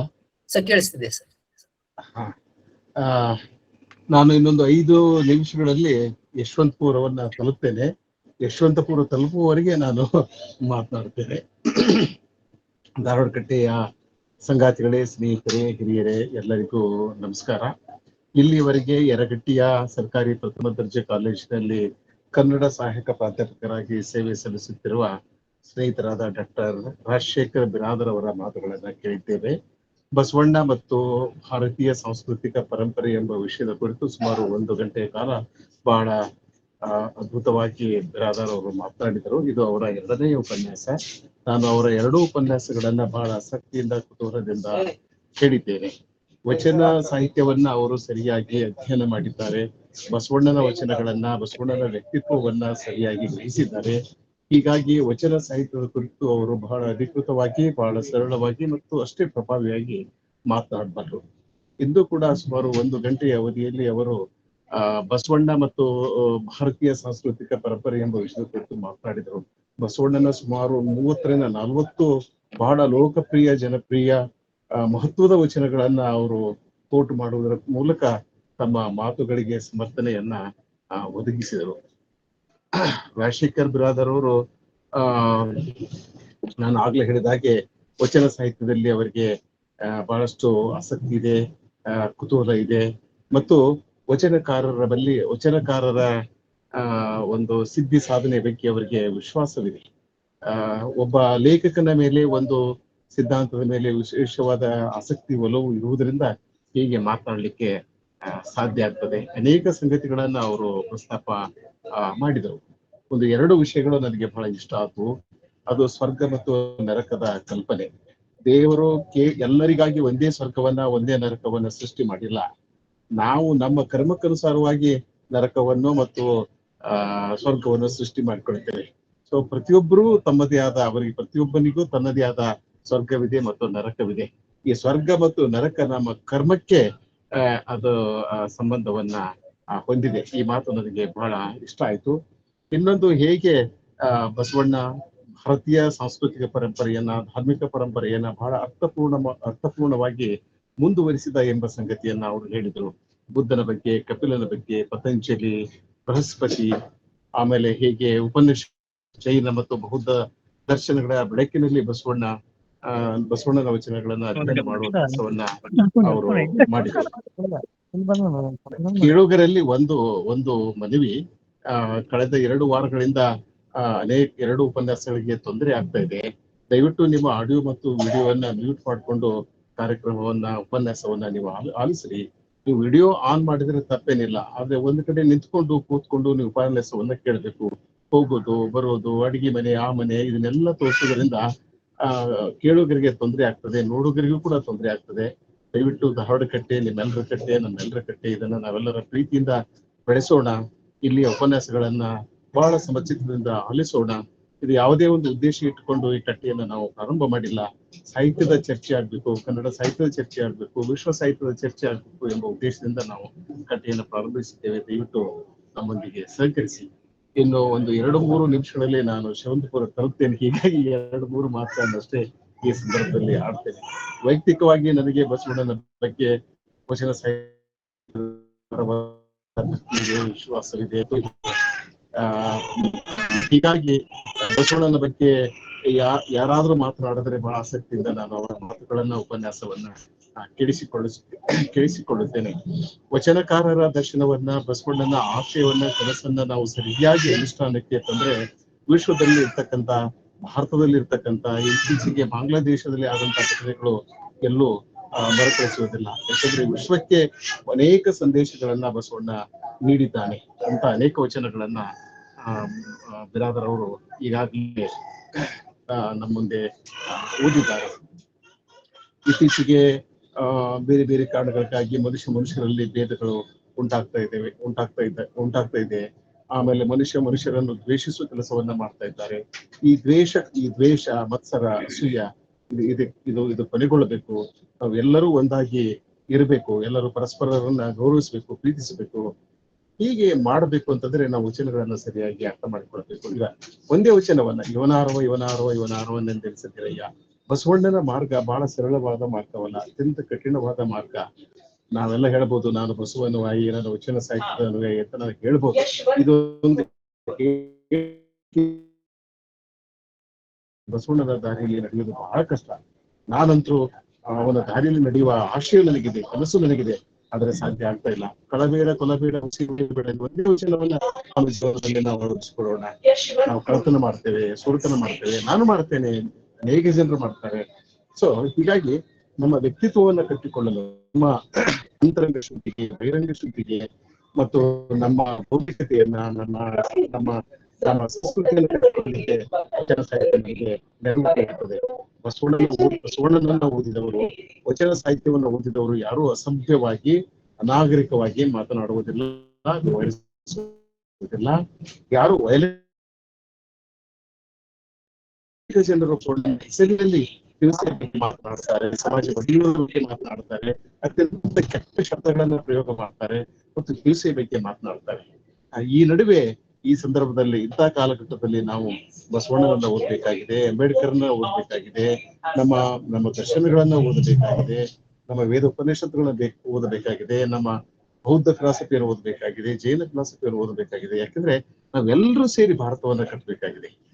ಹೀಗಾಗಿ ನಮ್ಮ ನಡುವೆ ಈ ಕಿತ್ತಾಟ, ಜಗಳಾಟ, ಈ ಪರಸ್ಪರರ ಮುಖಕ್ಕೆ ಮಣ್ಣೆರ್ಚುವುದು, ಹೆಸರೆರ್ಚುವುದು, ಅವ್ರ ಕಾಲು ಹಿಡಿದು ಜಿಕ್ಕುವುದು, ಅವರನ್ನು ಕೊಲ್ಲುವುದು, ಇವರನ್ನು ಕೊಲ್ಲುವುದು, ಇದನ್ನೆಲ್ಲ ಬಿಟ್ಟು ನಾವೆಲ್ಲರೂ ಒಂದಾಗಿ ನಮ್ಮ ನಡುವೆ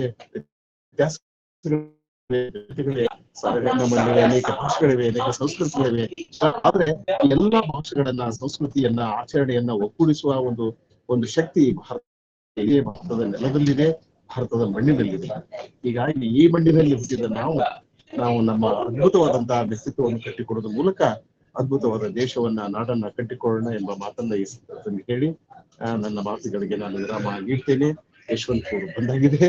ದಯವಿಟ್ಟು ನೀವು ಬಿರಾದರವರಿಗೆ ಬಿರಾದರ ಬಗ್ಗೆ ನನಗೆ ಬಹಳ ಪ್ರೀತಿ ಇದೆ, ಅಭಿಮಾನ ಇದೆ. ಬಹಳ ಅದ್ಭುತವಾಗಿ ಮಾತನಾಡಿದ್ರು, ಪರಿಣಾಮಕಾರಿಯಾಗಿ ಮಾತನಾಡಿದ್ರು. ಅವರ ಜೊತೆಗೆ ನೀವು ಸಂವಾದವನ್ನ, ಚರ್ಚೆಯನ್ನ ಮಾಡಬಹುದು. ಶನಿವಾರ ಮತ್ತೆ ನಾವೆಲ್ಲರೂ ಭೇಟಿಯಾಗೋಣ, ಮಾತನಾಡೋಣ, ನಮ್ಮ ಇಕ್ಕಟ್ಟೆ ಕೆಲಸವನ್ನ ಮುಂದುವರಿಸೋಣ. ಎಲ್ಲರಿಗೂ ಶುಭವಾಗ್ಲಿ. ನಮಸ್ಕಾರ. ಧನ್ಯವಾದಗಳು ಸರ್. ಅಧ್ಯಕ್ಷೀಯ ನುಡಿಗಳನ್ನಾಡಿರುವ ಪ್ರೊಫೆಸರ್ ಡೋನರ್ ಸರ್ ಅವರಿಗೆ ಧನ್ಯವಾದಗಳು. ಈಗ ಇವತ್ತಿನ ಉಪನ್ಯಾಸಕರಾದಂತಹ ರಾಜಶೇಖರ್ ಬಿರಾದ್ ಸರ್ ಅವ್ರ ಜೊತೆಗೆ ಪ್ರಶ್ನೆ ಅನಿಸಿಕೆಗಳ ಮೂಲಕ ಸಂವಾದವನ್ನ ನಡೆಸಬಹುದು. ಯಾರಾದರೂ ಪ್ರಶ್ನೆಗಳು, ಅನಿಸಿಕೆಗಳಿದ್ರೆ ಹಂಚ್ಕೊಳ್ಬಹುದು.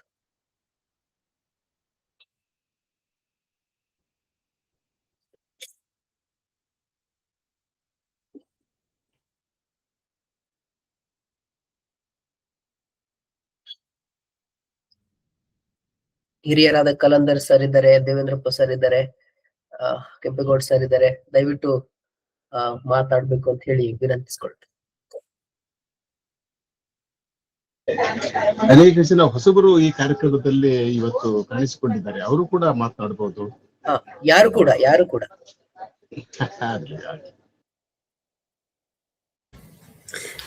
ರಾಜಶೇಖರ್ ಬಿರಾದರ್ ಸರ್ ಅವ್ರದ್ದು ತುಂಬಾ ಚೆನ್ನಾಗಿತ್ತು. ಒಂದೊಂದ್ಸಲ ವಚನಗಳನ್ನ ಬರ್ಕೊಳ್ಬೇಕು ಅಂತ ಅನಿಸ್ತಾ ಇತ್ತು, ಅಷ್ಟ್ ಚೆನ್ನಾಗಿ ಮಾತಾಡಿದ್ರು. ನನ್ಗೆ ಬಸವರಾಜ್ ಸರ್ ತುಂಬಾ ಪರಿಚಯ, ಹಾಗಾಗಿ ಜಾಯಿನ್ ಆಗಿರ್ತೀನಿ. ಇವತ್ತು ವಿಡಿಯೋ ಆನ್ ಮಾಡ್ಕೊಂಡು ಕೂತಿದ್ದೀನಿ, ಹಾಗಾಗಿ ಹೊಸಬ್ರು ಅಂತ ಇದ್ದೀರ ಅಷ್ಟೇ. Thank you madam.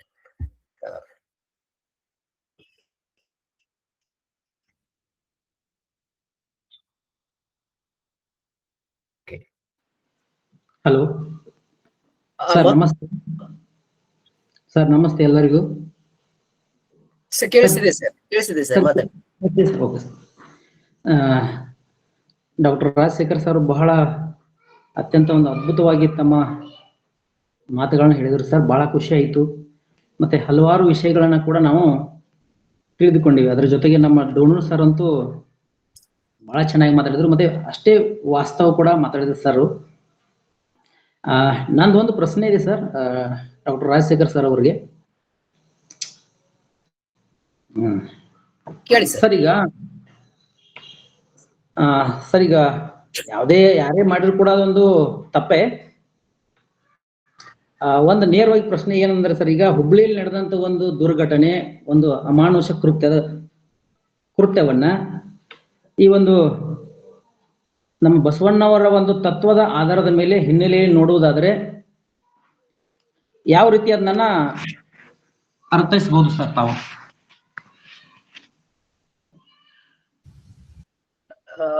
Rajashekhar Biradar sir, Ratnakar sir, ನಿಮ್ದು ಪ್ರಶ್ನೆ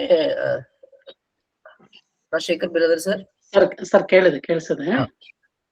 ಇಲ್ಲ, ಅದನ್ನ ಬಸವಣ್ಣವ್ರಿಗೆ ಹೋಲಿಸೋದು ಅಷ್ಟು ಸಮಂಜಸ ಅಲ್ಲ ಸರ್ ಅದು. ಆದ್ರೂ ಅವ್ರ ಪ್ರಶ್ನೆಗೆ ಉತ್ತರಿಸಲೇಬೇಕು. ಏನಂದ್ರೆ ಅದು ಆ ಹುಡುಗಿ ತಂದೆಯ ವೈಯಕ್ತಿಕ ಹಿತಾಸಕ್ತಿ ಅದು. ಅದನ್ನ ಬಸವಣ್ಣವ್ರಿಗೂ ಕೊಂಡೊಯ್ಬೇಕಾಗಿಲ್ಲ. ಬಸವಣ್ಣ ಎಷ್ಟು ಸೂಕ್ಷ್ಮ ಸಂವೇದನಾಶೀಲತೆ ಇದ್ದವರು ಅಂದ್ರೆ ಪ್ರಾಣಿಗಳನ್ನು ಕೂಡ ಹಿಂಸೆ ಮಾಡಬಾರ್ದು ಅನ್ನುವ ಹಿಂಸಾವಾದಿ ಅವರು. ದಯೆನೇ ಧರ್ಮದ ಮೂಲ ಆಗಿರ್ಬೇಕು. ಅದು ಪ್ರಾಣಿ ಪಕ್ಷಿಗಳ ಬಗ್ಗೆ ಕೂಡ ದಯೆ ಅನುಕಂಪ ಇರ್ಬೇಕು ಅನ್ನೋರು. ಅಂತ ದೃಷ್ಟಿಯಲ್ಲಿ ಮಗಳನ್ನ ಅಷ್ಟು ವಿಕೃತವಾಗಿ ಕೊಂದದ್ದು ಸಮರ್ಥನೀಯ ಅಲ್ವೇ ಅಲ್ಲ ಯಾವ ದೃಷ್ಟಿಯಿಂದ ಕೂಡ. ಅದು ಖಂಡನೀಯ ಅಂತ ನನಗನ್ಸುತ್ತೆ. ಬಸವಣ್ಣನವರ ವಚನಗಳನ್ನ ಓದಿದ ವ್ಯಕ್ತಿ, ಬಸವ ದರ್ಶನವನ್ನ ಅರ್ಥ ಮಾಡಿಕೊಂಡಂತ ವ್ಯಕ್ತಿ ಇಂಥ ಕೆಲಸವನ್ನ ಮಾಡ್ಲಿಕ್ಕೆ ಸಾಧ್ಯ ಇಲ್ಲ. ಇದು ನೇರವಾಗಿ ಉಪನ್ಯಾಸಕ್ಕೆ ಸಂಬಂಧಪಟ್ಟ ಪ್ರಶ್ನೆ ಅಲ್ಲದಿದ್ರೂ ಕೂಡ ಇಂಥ ಹಿಂಸೆಯನ್ನ, ಇಂಥ ಕೊಲೆಯನ್ನ ಯಾವುದೇ ನಾಗರಿಕ ಸಮಾಜ ಒಪ್ಪಿಕೊಳ್ಳಿಕ್ಕೆ ಸಾಧ್ಯವೇ ಇಲ್ಲ. ಇಂಥ ಘಟನೆಗಳು ನಡಿಬಾರ್ದು. ಇಲ್ಲ ಸರ್, ನಾನು ಪ್ರಶ್ನೆ ಕೇಳಬೇಕಂತಿರ್ಲಿಲ್ಲ. ಬಟ್ ಬಾಂಗ್ಲಾದೇಶದಲ್ಲಿ ನೆನೆದ್ರಿ, ಆದ್ರೆ ಇಲ್ಲಿ ಘಟನೆಯನ್ನ ಮರೆತ್ರಲ್ಲ ಸರ್, ಅದಕ್ಕಾಗಿ ಈ ಒಂದು ಪ್ರಶ್ನೆ ಕೇಳಿಲ್ಲ. ಮರೆಯೋದಲ್ಲ, ಇದು ಉಪನ್ಯಾಸದ ಅದು ಸಾಂದರ್ಭಿಕವಾಗಿ ನೆನಪಾಗಿದೆ, ಅವ್ರು ಹೇಳಿದ್ದಾರೆ. ಹೀಗಾಗಿ ಅದನ್ನ ನೆನ್ಪಿಟ್ಕೋಬೇಕು, ಇದು ಮರಿಬೇಕು ಹಾಗೇನಿಲ್ಲ. ರತ್ನಾಕರ್ ಅವರೇ, ನಾವು ಕೆಲವು ಸಂಗತಿಗಳನ್ನ ಎಲ್ಲರೂ ನೆನ್ಪಿಟ್ಕೊಳ್ಬೇಕು, ಕೆಲವು ಸಂಗತಿಗಳನ್ನ ಯಾರು ನೆನ್ಪಿಟ್ಕೊಳ್ಬಾರ್ದು. ಇಷ್ಟೇ. ಈಗ ಇವೆಲ್ಲ ಡಿಸ್ಕಷನ್ ಬೇರೆ ಲೆವೆಲ್ ಹೋಗ್ಬಿಡ್ತದೆ. ಈಗ ಇದನ್ನ ನಾವು ಮುಂದುವರಿಸಿದೇವೆ ಅಂತಂದ್ರೆ ಇದಕ್ಕಿರೋ ಕಾರಣಗಳು ಅವೆಲ್ಲ. ಆದ್ರೆ ಕೊಲೆಯನ್ನ, ಹತ್ಯೆಯನ್ನ, ಇದನ್ನ ನಾವು ಯಾವ ಕಾಲಕ್ಕೂ ಒಪ್ಕೋಬಾರ್ದು. ಚರ್ಚೆಯನ್ನ ಮುಂದುವರಿಸಿ. ಸರ್, ತಾವು ಬಹಳ ಅದೇ ವಿಷಯವನ್ನ ಕೂಡ, ಬಟ್ ನೀವು ಅದನ್ನ ನೇರವಾಗಿ ಹೇಳದೆ ಇನ್ ಡೈರೆಕ್ಟ್ ಆಗಿ ಪ್ರಸ್ತಾಪ ಮಾಡಿದ್ರಿ ಸರ್. ನಾನು ಅದನ್ನ ಅರ್ಥ ಮಾಡ್ಕೊಂಡೆ ಸರ್. Thank you sir. ಮಾತಾಡ್ಬೋದ್ರಿ? ಶಿವಕುಮಾರ್ ಮಾತಾಡೋದು.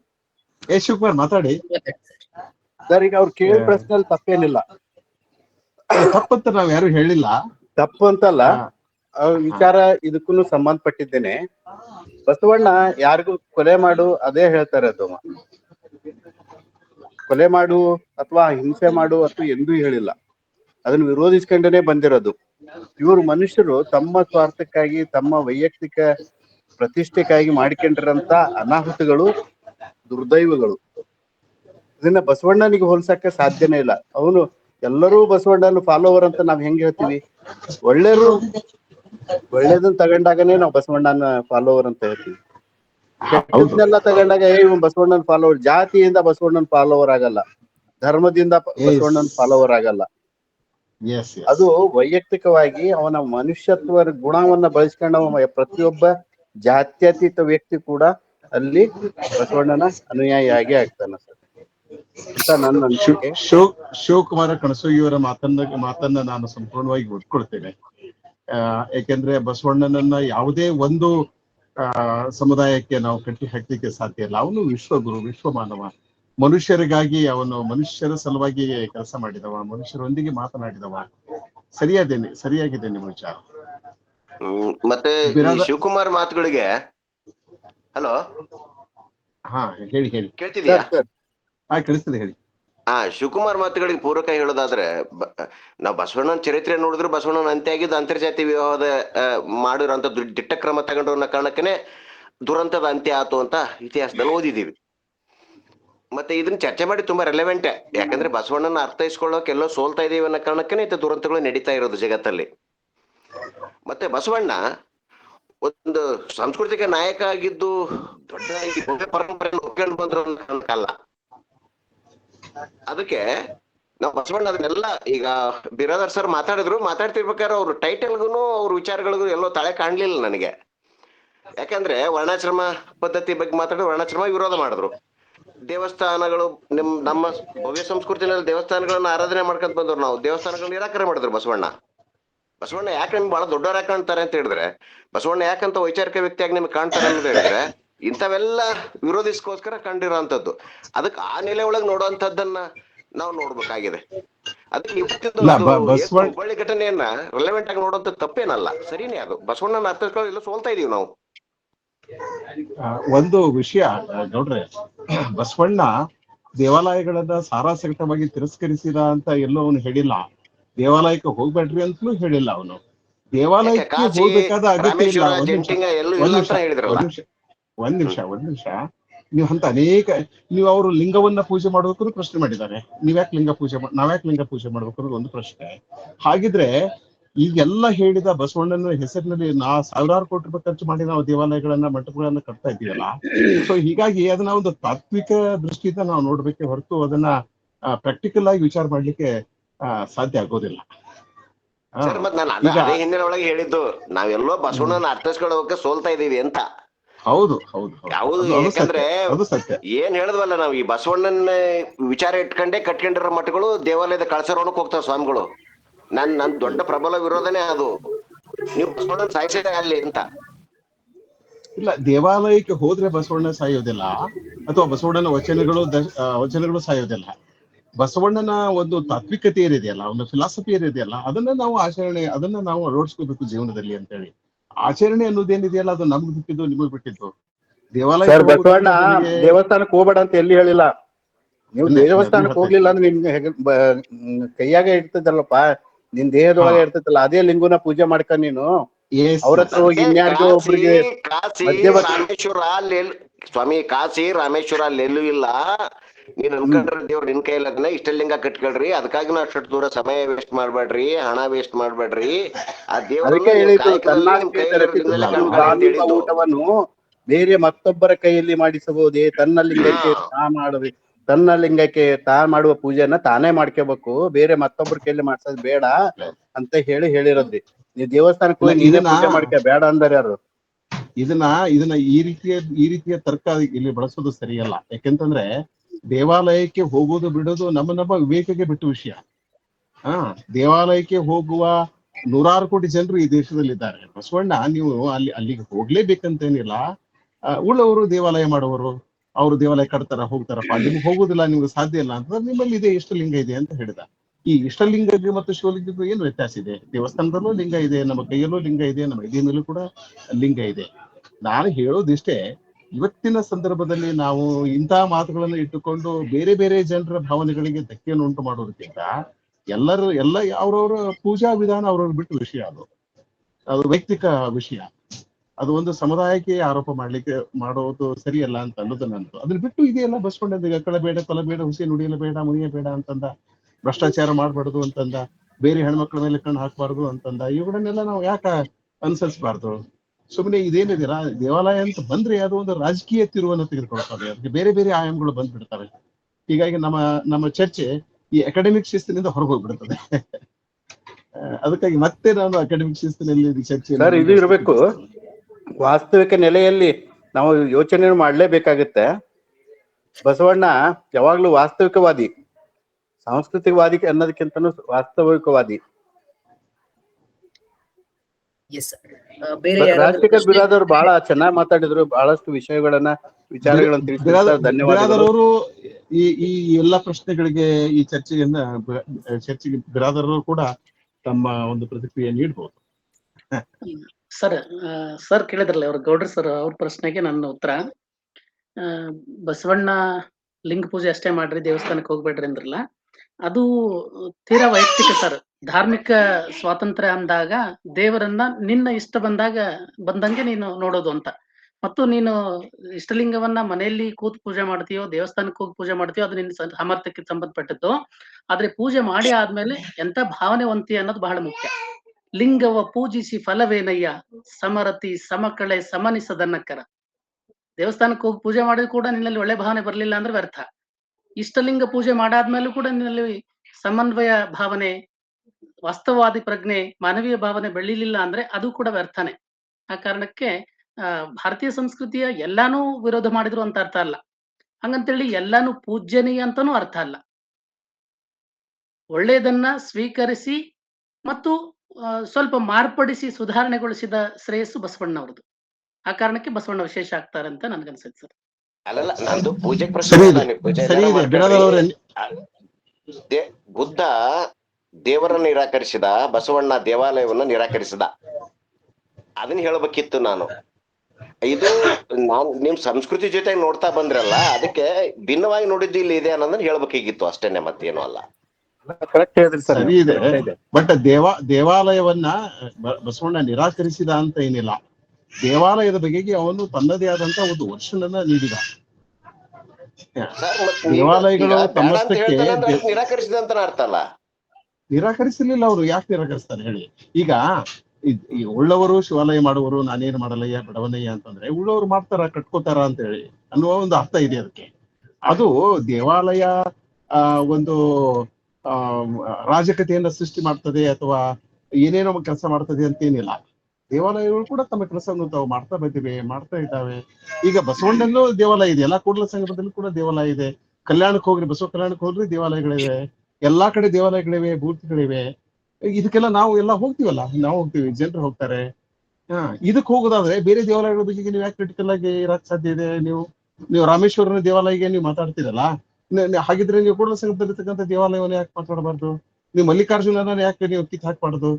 ಕೂಡಲ ಸಂಗಮ ದೇವನನ್ನ ಕಿತ್ ಹಾಕ್ರಲ್ಲ, ನಾಳೆ ನೋಡೋಣ. ಸರ್ ಇವರೆಲ್ಲ ಮಾಡಿದ್ದು ಸರಿ ಅಂತ ಹೇಳ್ತಿಲ್ಲ ಗುರುಗಳೇ, ನಾನು ಅದು ಇಲ್ಲ ಅದು ಹೇಳ್ತಾ ಇದ್ದೀನಿ. ನಾನು ಒಂದು ಆರ್ಗ್ಯುಮೆಂಟ್ ಇದು.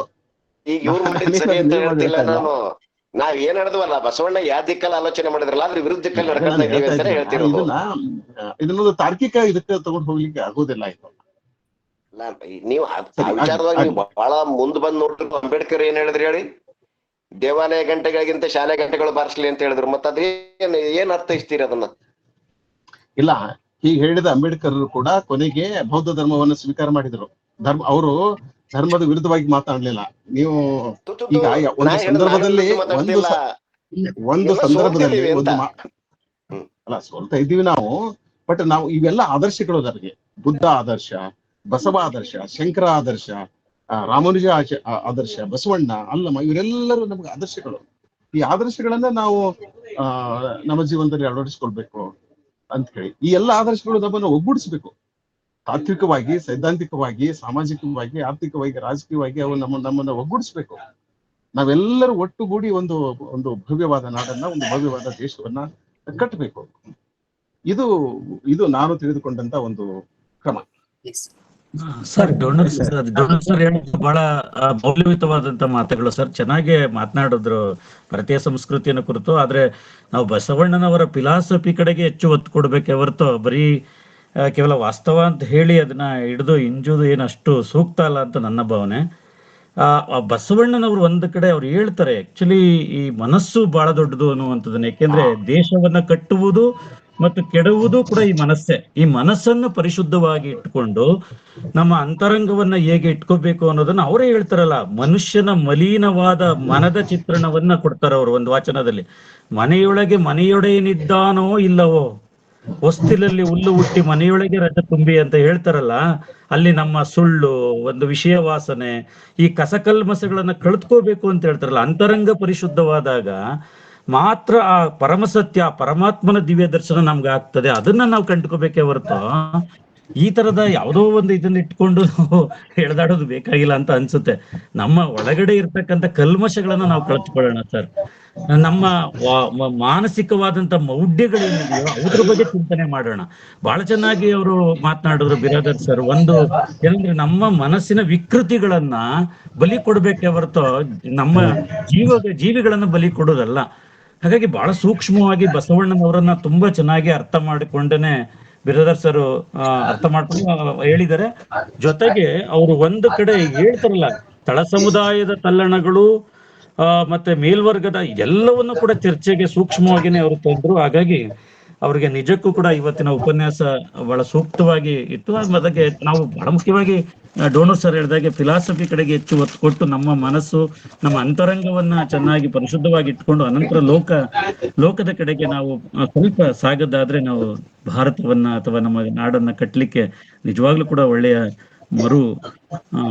ಓದಿಗೆ ಚರ್ಚೆ ಆಯ್ತು ಇದು ಅಂತ ಹೇಳಿ ನಾನು ಭಾವಿಸ್ಕೊಳ್ತೀನಿ ಸರ್. ಧನ್ಯವಾದಗಳು ಸರ್. ಧನ್ಯವಾದಗಳು sir. Shivakumar sir, Ratnakar sir, ಎಲ್ರಿಗೂ ಧನ್ಯವಾದಗಳು. ಉಪನ್ಯಾಸದ ಸಮಯ ಆಗ್ತಾ ಇದೆ, 1:30 ಗಂಟೆ. ಕೊನೆಯದಾಗಿ ಯಾರಾದ್ರೂ ಒಂದು ಪ್ರಶ್ನೆಯನ್ನು ಕೇಳಬಹುದು, ಎಲ್ಲ ಪ್ರಶ್ನೆಗಳು ಹಂಚ್ಕೊಳ್ಬಹುದು. ಇಲ್ಲಿದೆ ಕಾರ್ಯಕ್ರಮ ಮುಗಿಸ್ಬೋದು ನಾವು. ಯಾರಾದ್ರೂ ಸರ್ ಮತ್ತೊಂದ್ ಸಾರಿ ಬಂದಕ್ಕಾಗಿ ಕ್ಷಮೆ ಇರ್ಲಿ. ಇಲ್ಲ ಇಲ್ಲ ಹೇಳಿ. ಸರ್ ನಮ್ಮ doctor SP sir, donor sir, ಮತ್ತೆ ಶಿವಕುಮಾರ್ ಸರ್, ಹಾಗೇನೆ ನಮ್ಮ ಕೆಂಪೇಗೌಡ ಸರ್ ಕೂಡ ಬಹಳ ಚೆನ್ನಾಗಿ ಮಾತಾಡಿದ್ರು ಸರ್. ಯಶವಂತಪುರ. ಅದರೊಂದಿಗೆ ಸರ್ ಈಗ ಸರ್ ನಮ್ಮ ಬ್ರಾದರ್ ಸರ್ ಹೇಳಿದ್ರು ರಾಜಶೇಖರ್ ಸರ್ ಭಾತೃತ್ವದ ಬಗ್ಗೆ ಪರಿಕಲ್ಪನೆಯನ್ನ ಕೊಟ್ಟರು ಸರ್. ಆದ್ರೆ ನಮ್ಮ ಒಂದು ಭಾರತೀಯರು ಯಾವ ರೀತಿ ಅಂದ್ರೆ ಒಂದು ಜಾತಿಗ್ರಸ್ತ ಹೃದಯಗಳು ಇರುವುದರಿಂದ ನಾವು ಬಸವಣ್ಣವರ ತತ್ವಗಳನ್ನ 100% ಅದು ಇನ್ನೂ ಸಾಧನೆ ಆಗಿಲ್ಲ ಅಂತ ನನ್ನ ಒಂದು ಅಭಿಪ್ರಾಯ ಅಂತ ಅನ್ಕೊಳ್ತೀನಿ ಸರ್. ಕ್ಲಾರಿಟಿ ಇಲ್ಲೇನೋ ಅನ್ಸುತ್ತೆ ಸರ್. ಓಕೆ ಸರ್, ಈಗ ದೇವಸ್ಥಾನದ ವಿಷಯ ಬಂತು, ಬಟ್ ಅಲ್ಲಿ ಎಲ್ಲಾ ಜನರಿಗೆ, ಸಮಾಜದ ಪ್ರತಿಯೊಬ್ಬ ವ್ಯಕ್ತಿಯು ಕೂಡ ಆ ದೇವಸ್ಥಾನದಲ್ಲಿ ಪ್ರವೇಶ ಇರಲಿಲ್ಲ. ಆ ಸಂದರ್ಭದಲ್ಲಿ ಬಸವಣ್ಣವರು ಹೇಳಿದ್ರು ಸರ್, ಕಾಲವೇ ಕಂಬವಯ್ಯ ದೇಹವೇ ದೇಗುಲ ಎನ್ನ ಸರವೇ ಬಣ್ಣ ಕಳಸವಯ್ಯ ಅಂತ ಹೇಳಿ. ಹಾಗಾಗಿ ಅವ್ರು ಎಲ್ಲರಿಗೂ ಕೂಡ ಲಿಂಗ ದೀಕ್ಷೆಯನ್ನು ಕೊಟ್ಟರು. ಅದನ್ನ ಹೊರತುಪಡಿಸಿದ್ರೆ ಸರ್, ಈಗ ಎಲ್ಲರೂ ದೇವಸ್ಥಾನಕ್ಕೆ ಹೋಗ್ತೀವಿ, ಆಚರಣೆ ಮಾಡೇ ಮಾಡ್ತೀವಿ, ಬಟ್ ಬಸವಣ್ಣವರ ದೇವಸ್ಥಾನ ಕೂಡ ಕಟ್ಟಿದ್ದೀವಿ. ಬಟ್ ಅದನ್ನ ಅವರು ಕೂಡ ಕಟ್ಟು ಅಂತ ಹೇಳಿಲ್ಲ, ಬಸವಣ್ಣವ್ರು ಎಲ್ಲಿ ಹೇಳಿಲ್ಲ. ಬಟ್ ನಾವು ನಮಗ್ ಬೇಕಾಗಿ ಮಾಡ್ಕೊಂತೀವಿ ಅಷ್ಟೇ ಅದನ್ನ. ಹಾಗಾಗಿ ಅಂತ ದಾರ್ಶನಿಕರವರು ಇಲ್ಲಿ ಮಾತಾಡ್ಲಿಕ್ಕೆ ಅವಕಾಶ ಕೊಟ್ಟಂತ ಎಲ್ಲರಿಗೂ ತುಂಬ ಧನ್ಯವಾದಗಳು. Thank you sir. Thank you sir. ಅದಕ್ಕೆ ಇನ್ನೊಂದು ಪೂರಕವಾಗಿ ಬಸವಣ್ಣ ಇನ್ನೊಂದು ಹೇಳಿದಾನೆ, ಇದು ಚನ್ನಬಸವಣ್ಣ ಇಷ್ಟಲಿಂಗವ ವಿಜಯಂ ಗೈಸಿ ಕೊಟ್ಟ ಬಳಿಕ ಮತ್ತೊಂದು ಸಜ್ಜಿಸಿ ಒದಾರಬೇಕೆಂಬ ದೇವಸ್ಥಾನದಲ್ಲಿ ಅಂತ ಹೇಳಿ ಲಿಂಗದ ಲಿಂಗವ ಹಿಂದಿಸಿ ಮಧ್ಯನಕ್ಕಿರುವ ಬಂಧಿತರ ತೋರಿದರಯ್ಯ ಅಂತಲೂ ಹೇಳಿದ್ದಾನೆ. ಅಲ್ಲಿ ನೀವು ಇಷ್ಟಲಿಂಗವ ಬಿಟ್ಕೊಂಡು ಆ ದೇವರು ಈ ದೇವರು ಅಂತ ತರಕೋಬೇಡ, ನಿನ್ನ ಹತ್ರನೇ ಇದೆ ಅಂತಲೂ ಹೇಳಿದ್ದಾನೆ. ಶಿವಕುಮಾರ್ ಅವರೇ, ಈಗ ಬಸವಣ್ಣನ ಈ ನಾವೇನ್ ಇಷ್ಟಲಿಂಗ ಕಲ್ಪನೆ ಮತ್ತು ಬಸವಣ್ಣನ ವಚನಗಳಿದೆಯಲ್ಲ, ಇದನ್ನ ಓದಿದವರು ಈ ದೇಶದಲ್ಲಿದ್ದಾರೆ, ಇದನ್ನ ಆಚರಣೆ ಮಾಡದವರು ಈ ದೇಶದಲ್ಲಿದ್ದಾರೆ. ಅವ್ರ ಬಗ್ಗೆ ಹೇಗೆ ಮಾತಾಡೋದು? ಈಗ ಇರ್ಬೇಕಂತ ಇಲ್ಲ,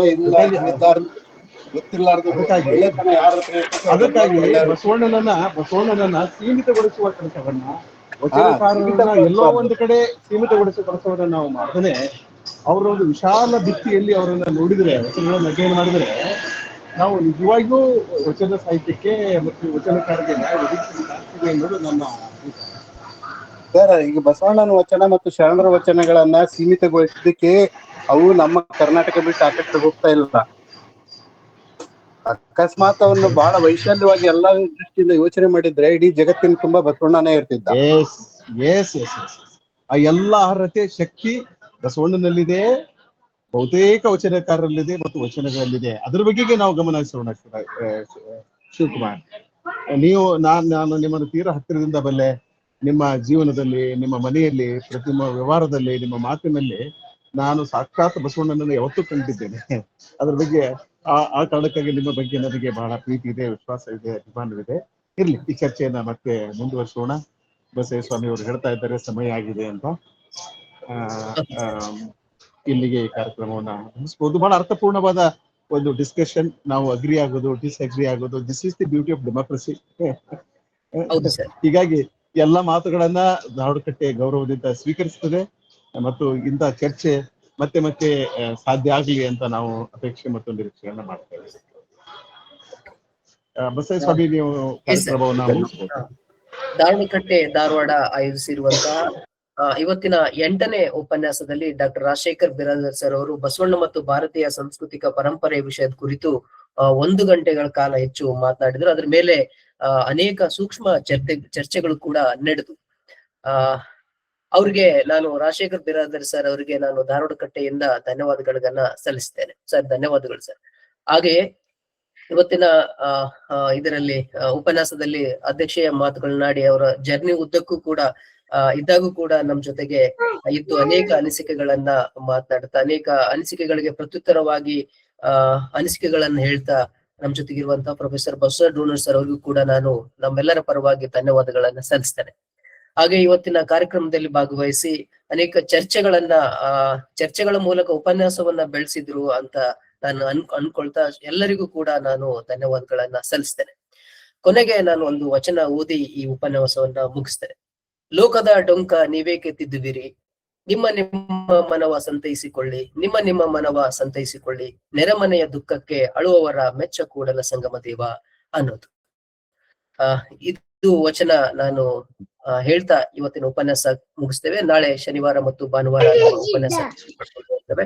ಮತ್ತೊಮ್ಮೆ ನಾವು ಮುಂದಿನ ಕಾರ್ಯಕ್ರಮಗಳಲ್ಲಿ ಭಾಗವಹಿಸೋಣ ಅಂತ ಹೇಳಿ ಎಲ್ಲರಲ್ಲಿ ವಿನಂತಿಸ್ಕೊಳ್ತಾ ಈ ಕಾರ್ಯಕ್ರಮವನ್ನು ಮುಗಿಸ್ತೇನೆ. ಧನ್ಯವಾದಗಳು.